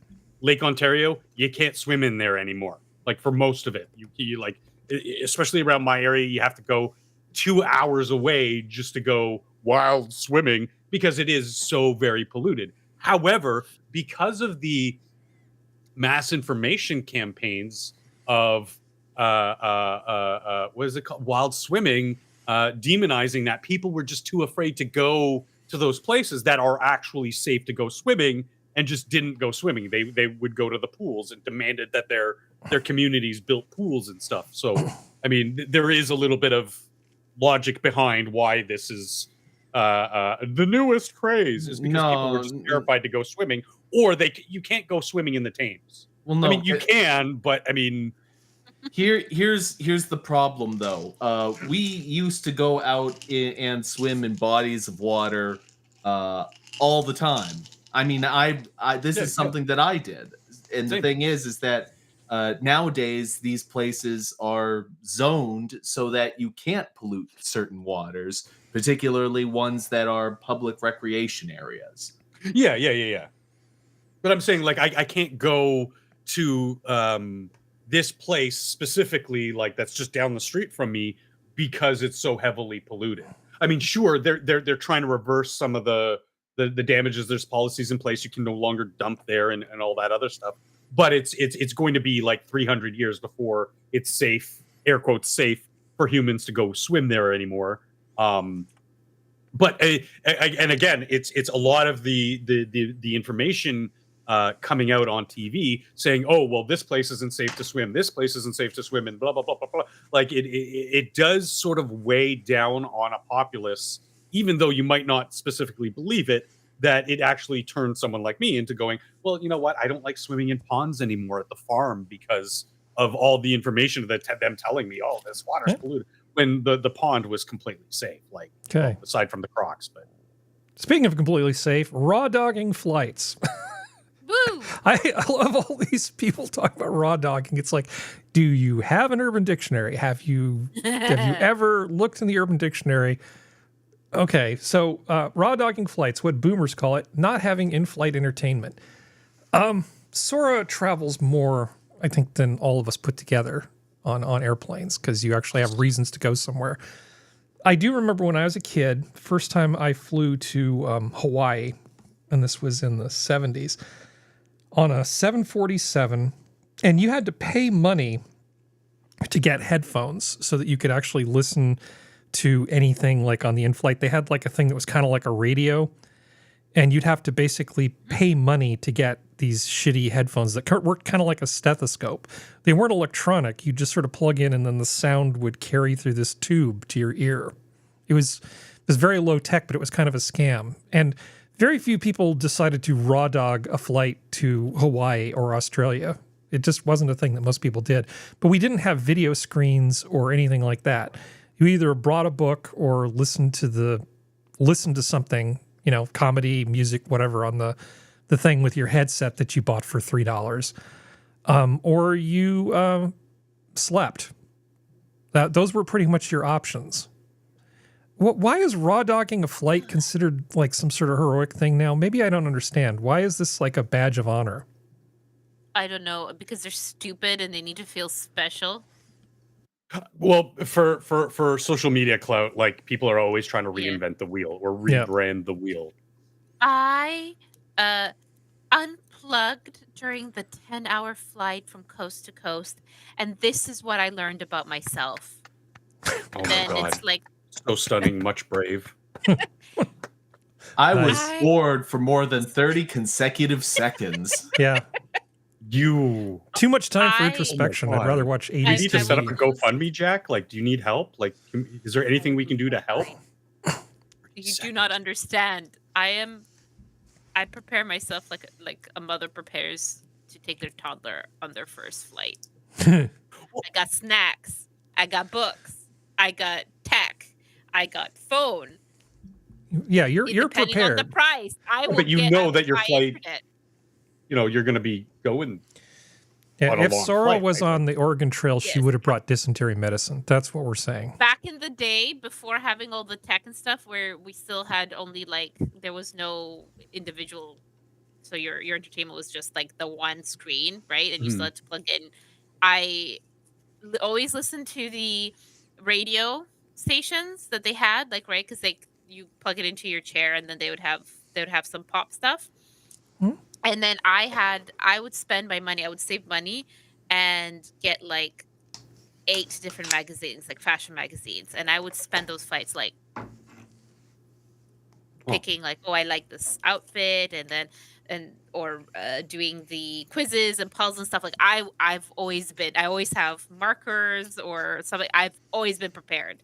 I cannot sleep. I literally cannot. To be able to sleep on a flight, even with earplugs and everything, I will have to go 24 hours ahead without sleeping before. What do you think of this next one, Sora? It's funny shelfie style. What boomers call it, arranging shelves. Oh my God. Shelfie style? Yeah. Shelfie style is all about putting together a handsome shelf. That might mean color coordinating your shelves, adding a mix of ornaments, plants, or even photographs amongst your books to make them look really good. The hashtag shelfie has been posted on Instagram a colossal 3.5 million times. It's always nice to put a little extra intention into making your kitchen shelves look special. Yeah, shelfie style. Sora, it's funny that you mentioned that because the last time I was on a plane, I slept the entire way. I was 18 months old at the time, so Good job. I've never flied, but it's raw interesting dogging in because 18 months. Yeah, because I've done a lot of road tripping. That's how I made my way across like almost the entire United States road dogging and parts of Canada. But I mean, when we planned to go out on a road trip, like we had back in the day, a binder full of CDs, so there's music, and like a trunk full of water bottles and snacks. So I mean, it's kind of the same as getting ready for a plane, right? And the other thing is too, Harry, they do this a lot in my industry, the tabletop gaming and painting industry. So there's this thing called Billy Mays with the slap chop, that thing that chops vegetables. Oh yeah, flex tape guy. Yeah. So there's these new very high pigment, low viscosity paints. So they're almost like washes, and so you put them over a very black and white sort of model, and it colors it, shadows and highlights all in one coat. Okay. And so what they did is they started calling that slap chopping, but that's not slap chopping. It's with some stupid French shemp name, right? That's an actual technical art term for that thing. And they do this all the time. It's rebranding stuff that already exists, because then that's going to be their claim to fame, because otherwise they're just going to be another useless loser in the annals of history. Sorry, I didn't mean to. Well, I'm not gonna lie. I used to really like shelves in the 70s and the 80s, and they used to be really. So from this picture, I really actually like those shelves on the left. The ones on the right make me want to punch somebody in the testicles, but the ones on the left are pretty damn nice. And some of the shelving units that you could get, the mid-century ones, were very, very functional. How do I arrange my books? In the way that holds as many books as possible. Some of them are horizontal, some of them are vertical. You do what you got to do. Mine, my bedroom bookcases are alphabetical by author last name. Nice. Not by color? Too deep. Yep. That is a psychopath's bookcase. I know a few psychopaths then. I know there was a trend, and every time I see that, I need to fix. Or the people who there was a trend at one point for minimalism, where they literally turned it so you see only the pages, so it's all like the beige color. Yeah. Sorry, that was funny. I agree with you, Harry, the one on the left, and that's even though I can't afford a lot of that turn of the century type stuff, because it's got value now, because you can replicate it, but you can't create more of that authentic stuff. I do prefer the fake wood look, so fake it till you make it kind of thing, so it at least fits. Well, the only thing that's very, very modern is the desk I'm sitting at now, which is glass and steel. You know what I really loved where you basically put tracks on the wall, and then you would have these little holders that would come out, and then you would just put sort of plain shelves on them, and you could arrange them however you wanted within these modular things. And yeah, it involves you putting holes into the wall, into the stud, but that's what spackle's for, right? It's those things were great, and they were ubiquitous because they would take up no extra space. Essentially, they were super minimal. You really just had shelves hanging off a wall, and you could. They didn't have a lot of extra wasted space around them, so you could just put a chair right next to it and a lamp, and there you go. You've got all the comforts you need for raw dogging a book. I'd rather have that optical feel of there still being elements of nature in my living space, as opposed to living in an iPhone commercial where everything looks bleak and sterile and everything's white. Plus, on a practical level, it's a lot harder to keep the stuff on the right looking clean. Oh God, yes. You have to dust all the time. Whereas, the stuff on the left, maybe you could let it slack for a week or two and then dust it. And then it's fine. But I have used the leaf blower in the house a couple times. It's very satisfying. But that's only because you had no roof. Yeah. Well, okay. Zebra striping, what boomers call it, drinking less alcohol.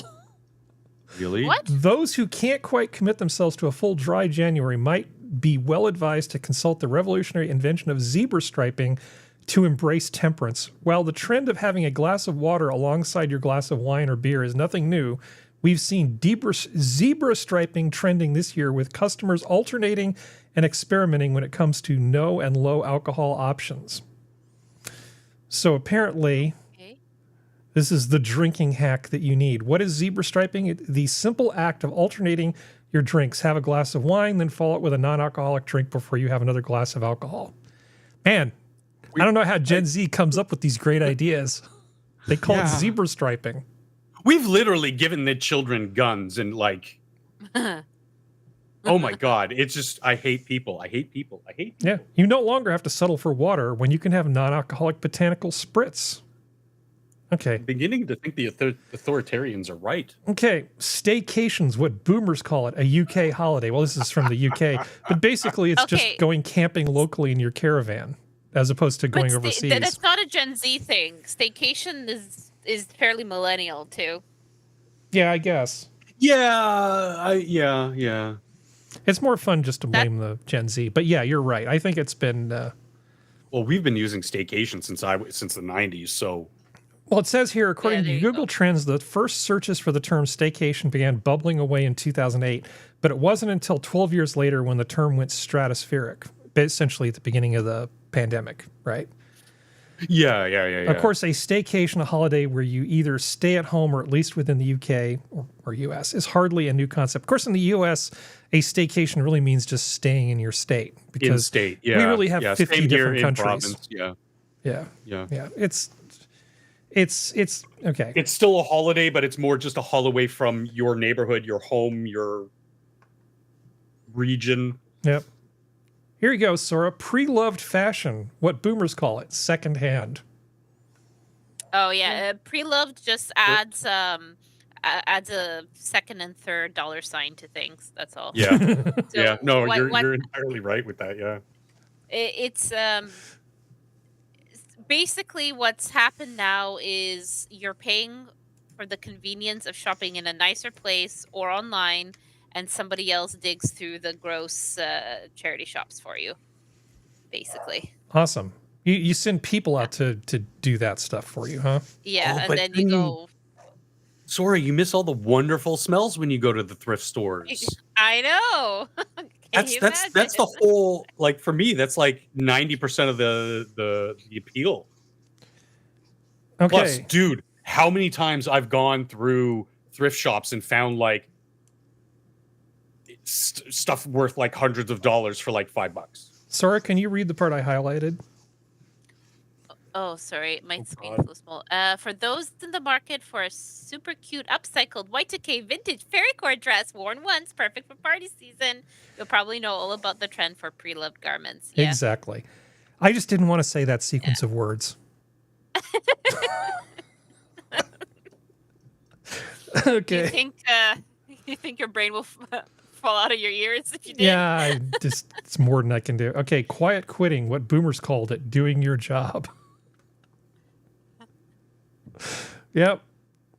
Doing the minimum required of your job and putting in no more time, effort, or enthusiasm than necessary has become a source of fascination and panic in recent years. Yeah. Yeah, people would do that all the time. They'd just be gruntled, but they would just show up anyway to get a paycheck. Quiet quitting isn't really a real thing. Okay, here you go, Sora. Girl dinner, what boomers call it, picky bits. Now, to be fair, I've never heard anybody call it picky bits. Yeah, what's picky bits?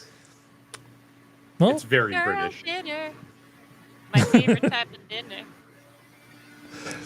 I mean, girl dinner, we've talked about it. It's a few slices of cheese, a packet of hula hoops, and yogurt. Girl dinner is a few carrot sticks, a bowl of Heinz cream and tomato soup, and a penguin biscuit.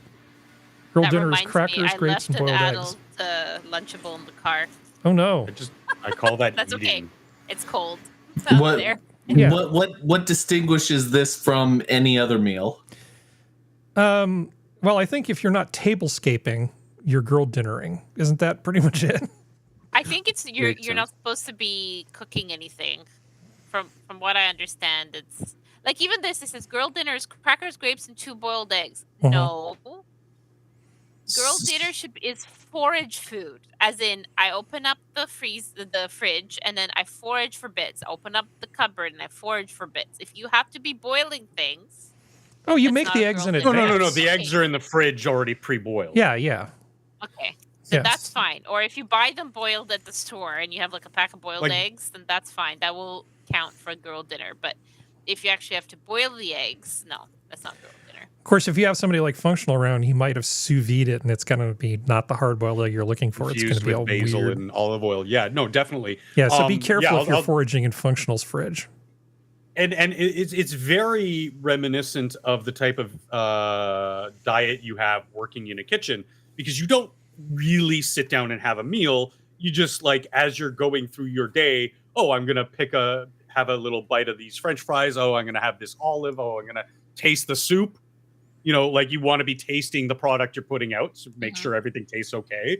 You want to ensure that every shipment of meat, after it's cooked, obviously, isn't off, so you have a little taste of the chicken or whatever with your coworkers. Like, a half a chicken, you're not going to eat to yourself. You're just gonna be like, okay, this tastes good. Hey, Steve, you want a bite of this here? You know, and people just like, we used to just call it foraging, because that's what you're doing. You're grazing, you're foraging. It just sort of ends in your lap and you eat. I really don't like the name girl dinner, boy dinner. That's infantile. That's condescending. Think so?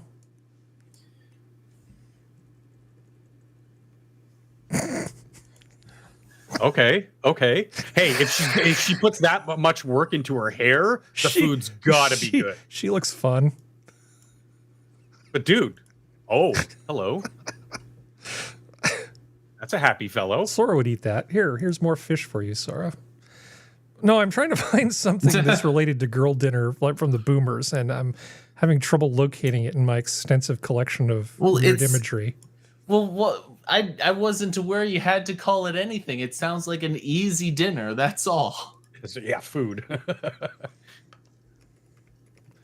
Yeah, I don't think I could find it in the amount of time that I have here, because that's okay. I had a thing that was relevant to what we were talking about. Isn't going to happen. Oh wait, was that it?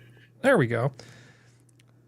That sounds awful, Johnny. Poutine with extra steps. So, like, for instance, here's a diet book, and it basically just talks about, like, munching and snacking. I mean, I'm not really sure this is much of a different than girl dinner, right?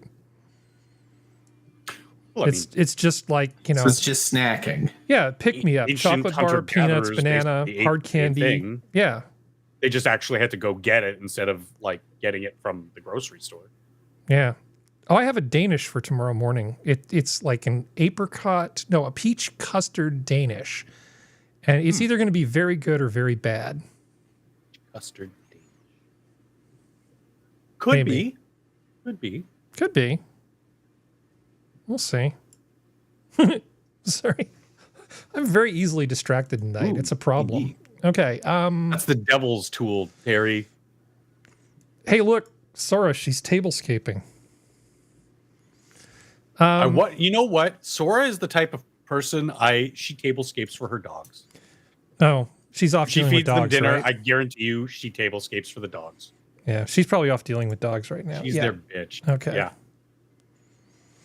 I mean, I'd probably do the same for the cats. Yeah. Feed them. I thought they cared. And not trying to kill me at every moment. Like, I have to look over my shoulder constantly. I know they're going to try to kill me. See, Dad is way more into that house than anybody. Yeah. Even Mom is just kind of feigning interest. Like, yeah, honey, this is great. The kid's just like, fuck you, Dad. Well, let's see. Where were we? Trends, young people. Okay, girl dinner, and that's the end of the article. Okay. We got a lot of mileage out of that one. Is this Harry? Is this a Medium article? Because this is stupid enough to be a Medium article. Yeah, who's the public? No, it's from the Telegraph. Oh, okay. Yeah. Okay, that says a lot. Yeah. Tablescaping. Okay. Anyway. You got to respect the hustle, though. Like, if people are going to reinvent the wheel and make bank off of it, I respect the hustle. I think you're stupid, but I respect your hustle to, like, yeah, rebrand something. So, you were talking about your feed. See, I'm much luckier than you because you were having all this terrible, terrible degenerate crap in your feed. What I've been getting for the last couple days is nothing but train videos. So it stopped giving me Korean cheerleaders and started giving me train videos. Because I had several days of just Korean cheerleaders showing up in my feed, and now it thinks I need to watch Francois Bourgeois, Champ, however you pronounce it. So here's a couple of his videos that I thought were pretty entertaining from this week. Well, my YouTube stuff is actually pretty decent. This luxurious train pulled by one of the Queen's locomotives. The Pullman coaches are something to behold, particularly this one designed by Wes Anderson with mahogany wood and geometric emerald green buttons. Cherry wine was presented in tiny teacups, and Bellini cocktails were very kindly poured for us. And just this looks like great fun. This is the best that I would do. 73961. I just hate him. Dick my butt's sister locomotive, who's called Allison. This is on my bucket list. I really want to do the Pullman. You did notice that he talked about a locomotive called Dick my butt. That is actually a thing that he covered previously. There's 73961. I wish I loved something as much as this man loves trains. Our brunch bowl comprising She is of bacon adorable. granola and fruit, whilst being overtaken by a class 159. Next, I had salmon and caviar, and my girlfriend had avocado instead because she's veggie. Ski and rail thing that they do. It's just it's more expensive than flying. Like it is so expensive. What's your point? So expensive. Well, the fact that it would be cheaper to go to the UK and do one of these luxurious train tour ride things, it would be cheaper. But I don't like the idea of flying. But his videos, I love them. Here's one where he makes a friend. Uh-oh. I met last year whilst on holiday, and he showed me his awesome model railway. I found out that he loves ScotRail 47-7s. So when it was announced that there was one running for the first time since 1990, I had to invite him. Nothing beats a British rail slam door. It takes you back in time to how it must have been for a commuter in Scotland 35 years ago. With that in mind, I went to get me and Mike some tea and shortbread. Can I have 2 teas and 2 shortbreads, please? This is just the best. I don't know why I love this so much. Just sort of, my feed has been nothing but train videos for the last couple days. I guess my biggest problem with him is that, like, if I was trying to enjoy a train ride like this and I saw some dipshit with a camera filming everything, including me, I would get livid. I just like this notion that it is not just because it's legal, but it's socially acceptable to now just record anybody and everything around you it infuriates me. I've thrown a couple of people's phones away before.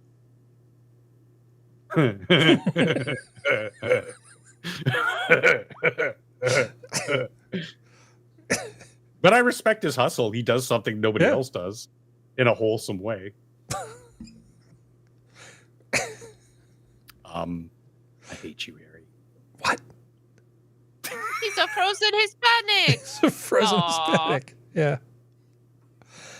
Okay. All right.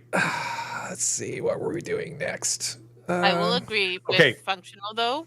Yeah. I would be like, I love his stuff because it's wholesome, but when you take that out and think about all those other people's and then the side eye that get him because they're British, so they won't necessarily say anything. Yeah. I wouldn't want someone to like get into my face, but he seems very polite about it. You know, as much as like he tries not to interact necessarily with people, other passengers. I mean, so there's that. But it's one of those things where I would respect it a little bit more if you would take the time to just blur out people's faces. If you think about it, when he edits his videos. Sora, inquiring minds need to know: do you tablescape for the dogs? No, because they tablescape for themselves. They will table grab surf. a hold of Minnie. Table. They will. Minnie will take a hold of the side of her bowl and dump out the contents. Oh, okay. So the world is the table. Yeah, to suit her needs.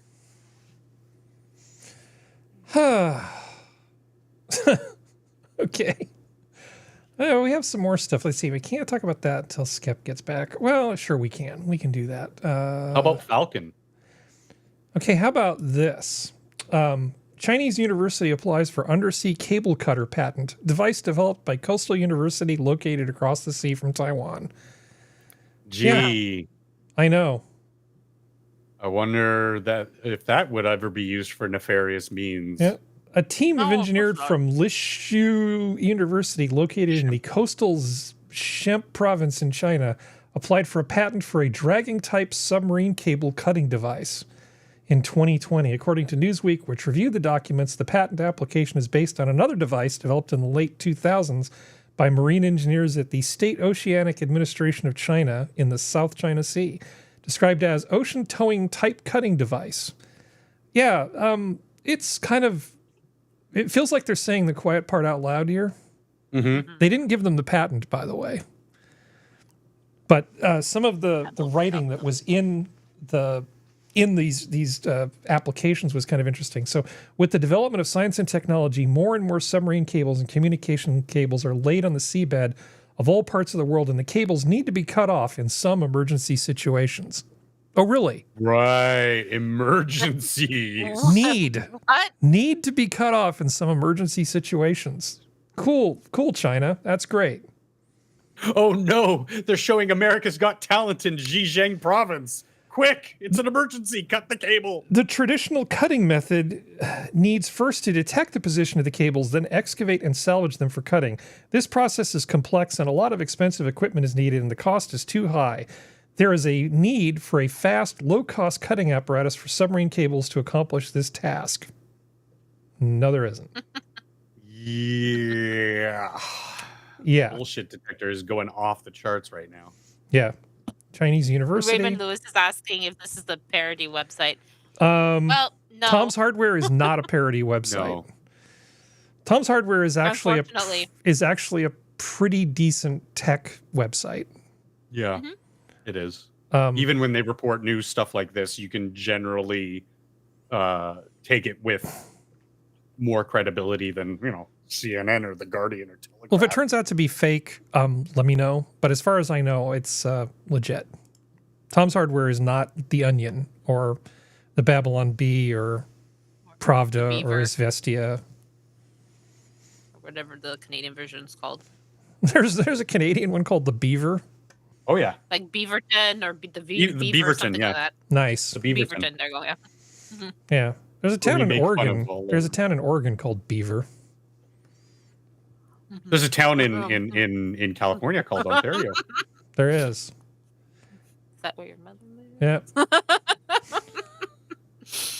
I'm sorry. So I've told you I really like Dana Carvey and David Spade's little podcast that they do. I think it's called, was it Superfly? Yeah, Superfly.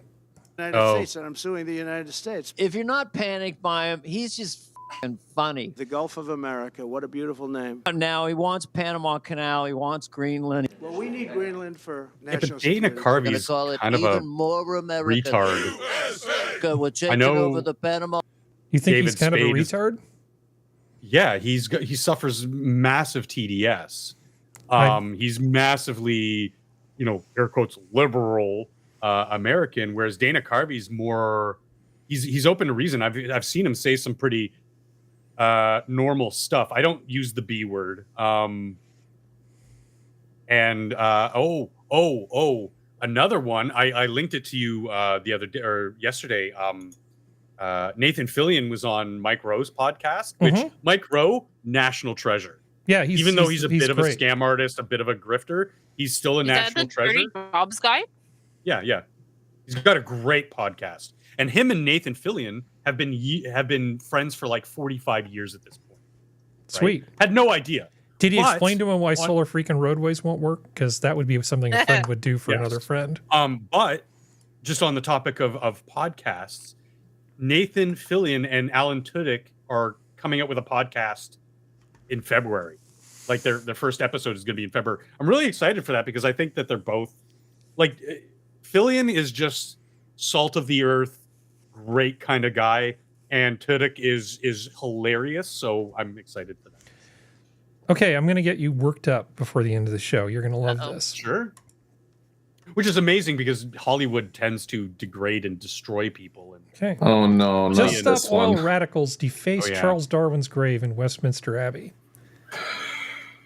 I mean, thankfully that Why? it's concrete so they can power wash it. I know, but what these people need to be But look at ejected how into- insufferable these people are. Just the worst. Where do they come from? Look at them. To these. Passed through the 1.5 degree that was supposed to keep us safe. Millions are being displaced. Shut up. California is on The fire, worst part is and these 3/4 people of would all not do this if it wasn't for the media.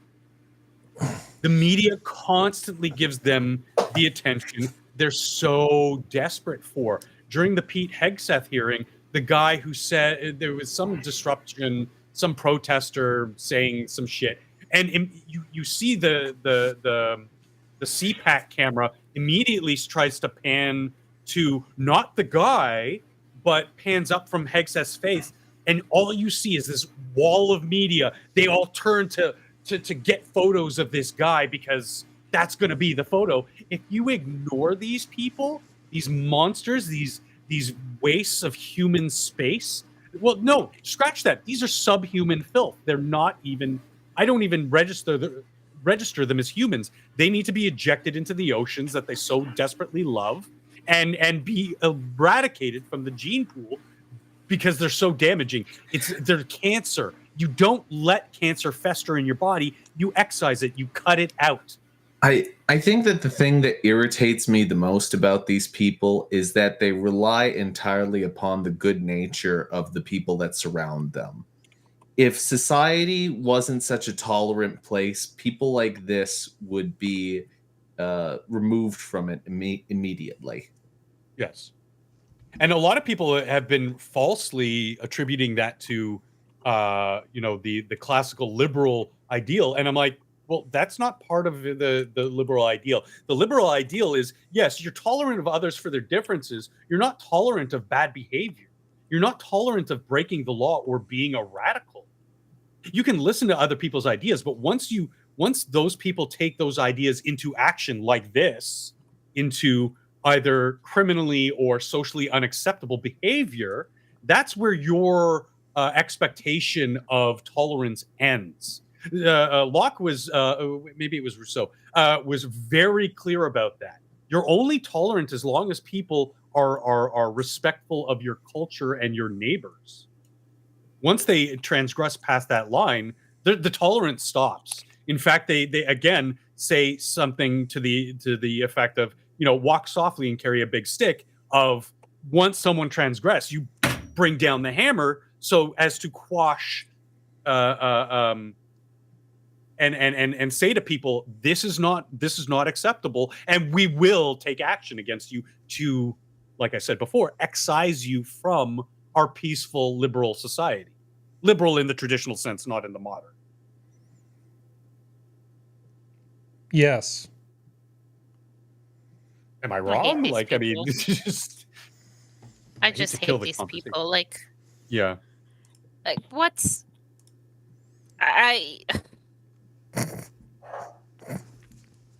they should cut. You know what? Sure. What? I should cheer you up, Sora, after. That's pretty good. Just went out wearing my 1920s clothing, and I heard a girl ask her mom if I was a ghost, to which her mom replied, "No, I think that's just a lesbian." It's not the, but it's not the clothes. It's the bull ring the and haircut.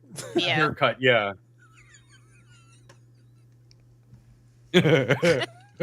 That is so me. It has to, and it's Roblox too. Muscles make the body. Okay. It's invasion of the body snatcher. Okay, and I have one more. This will be the last thing for tonight. Better be a good one, Harry. I think it's a good one. Say it better be. I made the softest pant in the world. I thought Winnie the Pooh had an OnlyFans. It's Winnie the Pooh Day too today, I think. There you go. But very timely. Well done. This is great. I have to. Did she intentionally put on the shirt, like that specific shirt, knowing that she's going to be? You mean this? Winnie the Pooh. No. The Winnie the Pooh pants, because that's the same color as his shirt, isn't it? Like a red? Orange. I don't know. Yeah. Wears like a red top. Yeah, it is a bright red shirt. Yeah. Okay, so that's a little bit orange, but it's still very. That's funny. I know a lot of at least years ago, female friends loved the idea of what's that stuff called? Terry cloth? Is that the stuff that's like towel-like material? Yep. That's super Yeah, soft. They loved Sora. They loved making pants and like hoodies out of this stuff. And I'm not criticizing. I was like, but I mean, just like it's just yeah. Elwin's giving me the 2 thumbs up. Like it's just it's so 100%. comfortable. It's just pure at-home lounging. I don't have to do myself up for anybody. Kind of. Yeah. The only problem was my friends in the 90s. They were women, but a couple gay guys too. But they went out in this kind of clothing, and I just would shake my head, even though I dressed somewhat punky, gothy. It was very minimalist. It was like, and I still dress like this now, but like black jeans, a black t-shirt, and a black dress shirt. Like there wasn't much to what but even then, I like the shirt had to be pressed. It had to be clean. Like it wasn't until I got old and said fuck the world that I would like go out in track pants and a hoodie. So you had the terry cloth, and then that transformed to the velour. The velour in Y2K times, which I never had. I love my velour tracksuits. The only problem is, Sora, I would never go out in it. Like I wouldn't. You don't want to wear a tracksuit that says juicy across your butt? No, mine said echo across the butt.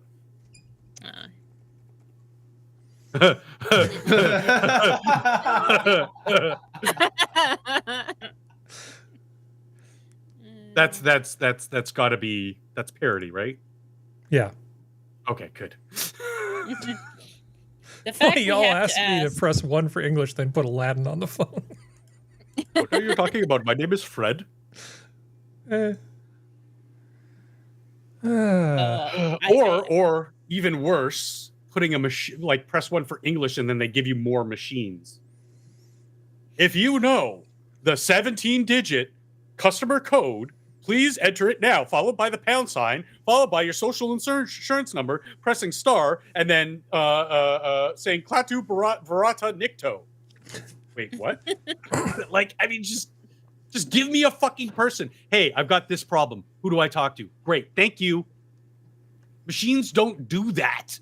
You're on the phone for like, Harry just likes getting the blood worked up. Yeah. So at work, if there's an issue with billing, right? So there's a phone line, and there's a tree, right? That you have to go, and it's multiple branch tree to try to figure out your problem. And every single time that I have had to, and it would be for separate different issues. It could be a name problem. It could be something got rejected, something was refused. There's a weird error code, something. It's all slightly different trees that I have to go down. I will get someone who picks up the phone. I'll explain the problem. They're like, "Oh, you want this department? Let me transfer you." Bitch, why did you pick up the phone? If it's not your department, why are you picking up the phone? Because I know I followed the tree. This is exactly the department was supposed to, like billing, rejections, whatever. This is. Oh, let me transfer. I've noticed though. For the next 10 minutes, I'll be ping pong across useless people who don't know what to do. Yeah. I've noticed though, I've asked Google a couple times now in trying to do billing issues with the power company or this or that. I'll ask their heuristic. I'll ask their heuristic AI program. Okay, I need to do this. Like, what phone number? And they will literally give me the proper phone number, like direct phone number. Yeah. Foods are correct. I like Big Pharma. Very good, Jack. That's one of my favorites. Very good. I got a lot of these.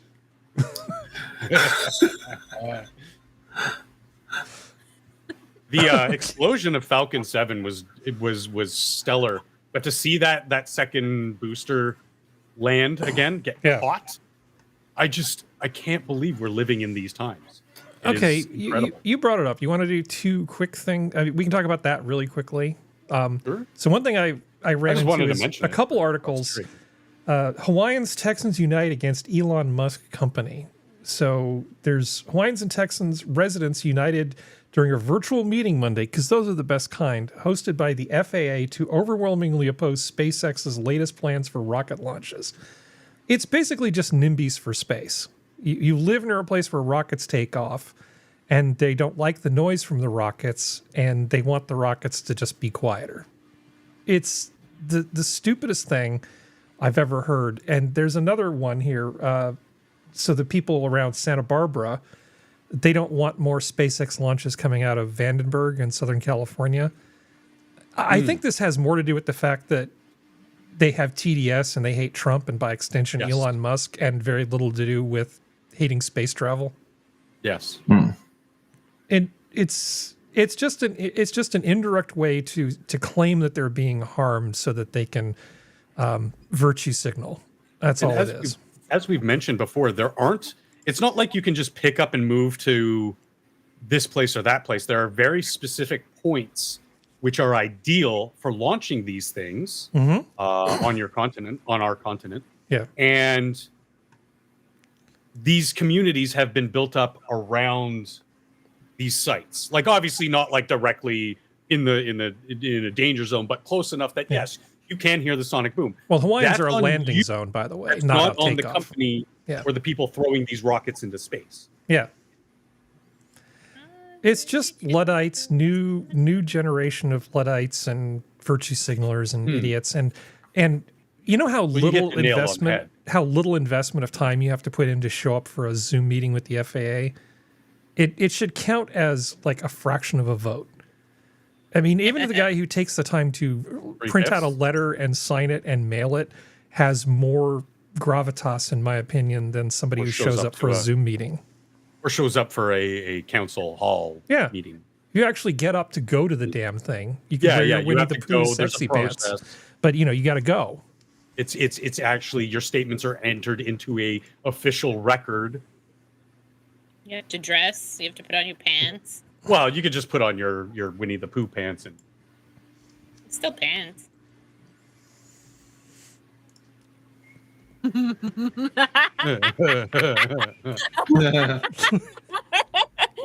best was a bunch of well-wishers, and the guy said a bunch of pill pushers. Yep. And Pat Sajak, he could they had to go to commercial because he started laughing for 3 minutes and he just couldn't stop. Or the one on Jeopardy where the guy said something N-word. Yeah. Jesus. Yeah, I mean that was robbed by a bunch of something, or something like that, and he was jumped by a bunch of N-words, and it was holy shit. That's the quiet Alex, part out loud. Alex, being the consummate professional, just looked at the camera and said, "No, that's incorrect." While you could tell on the inside he was about to explode. I guess we should call it at some point. What would you like to call it? Call it something. Duck be Shirley. in the air. Duck. I think we're tired. So everybody wish best wishes to Skep that he feels better next week and that Serenity hasn't driven forever. So yeah, we'll just call it. So this has been. We don't want this to be the last frame, though, right? No. Wouldn't it be funny if this showed up as the thumbnail? Let's end on that. This has been your Minions of the Zoo for Saturday. Thank you, panel. Thank you, chat. The zoo is closed. Good night, everybody. Thank you. Bye. Good Saturday.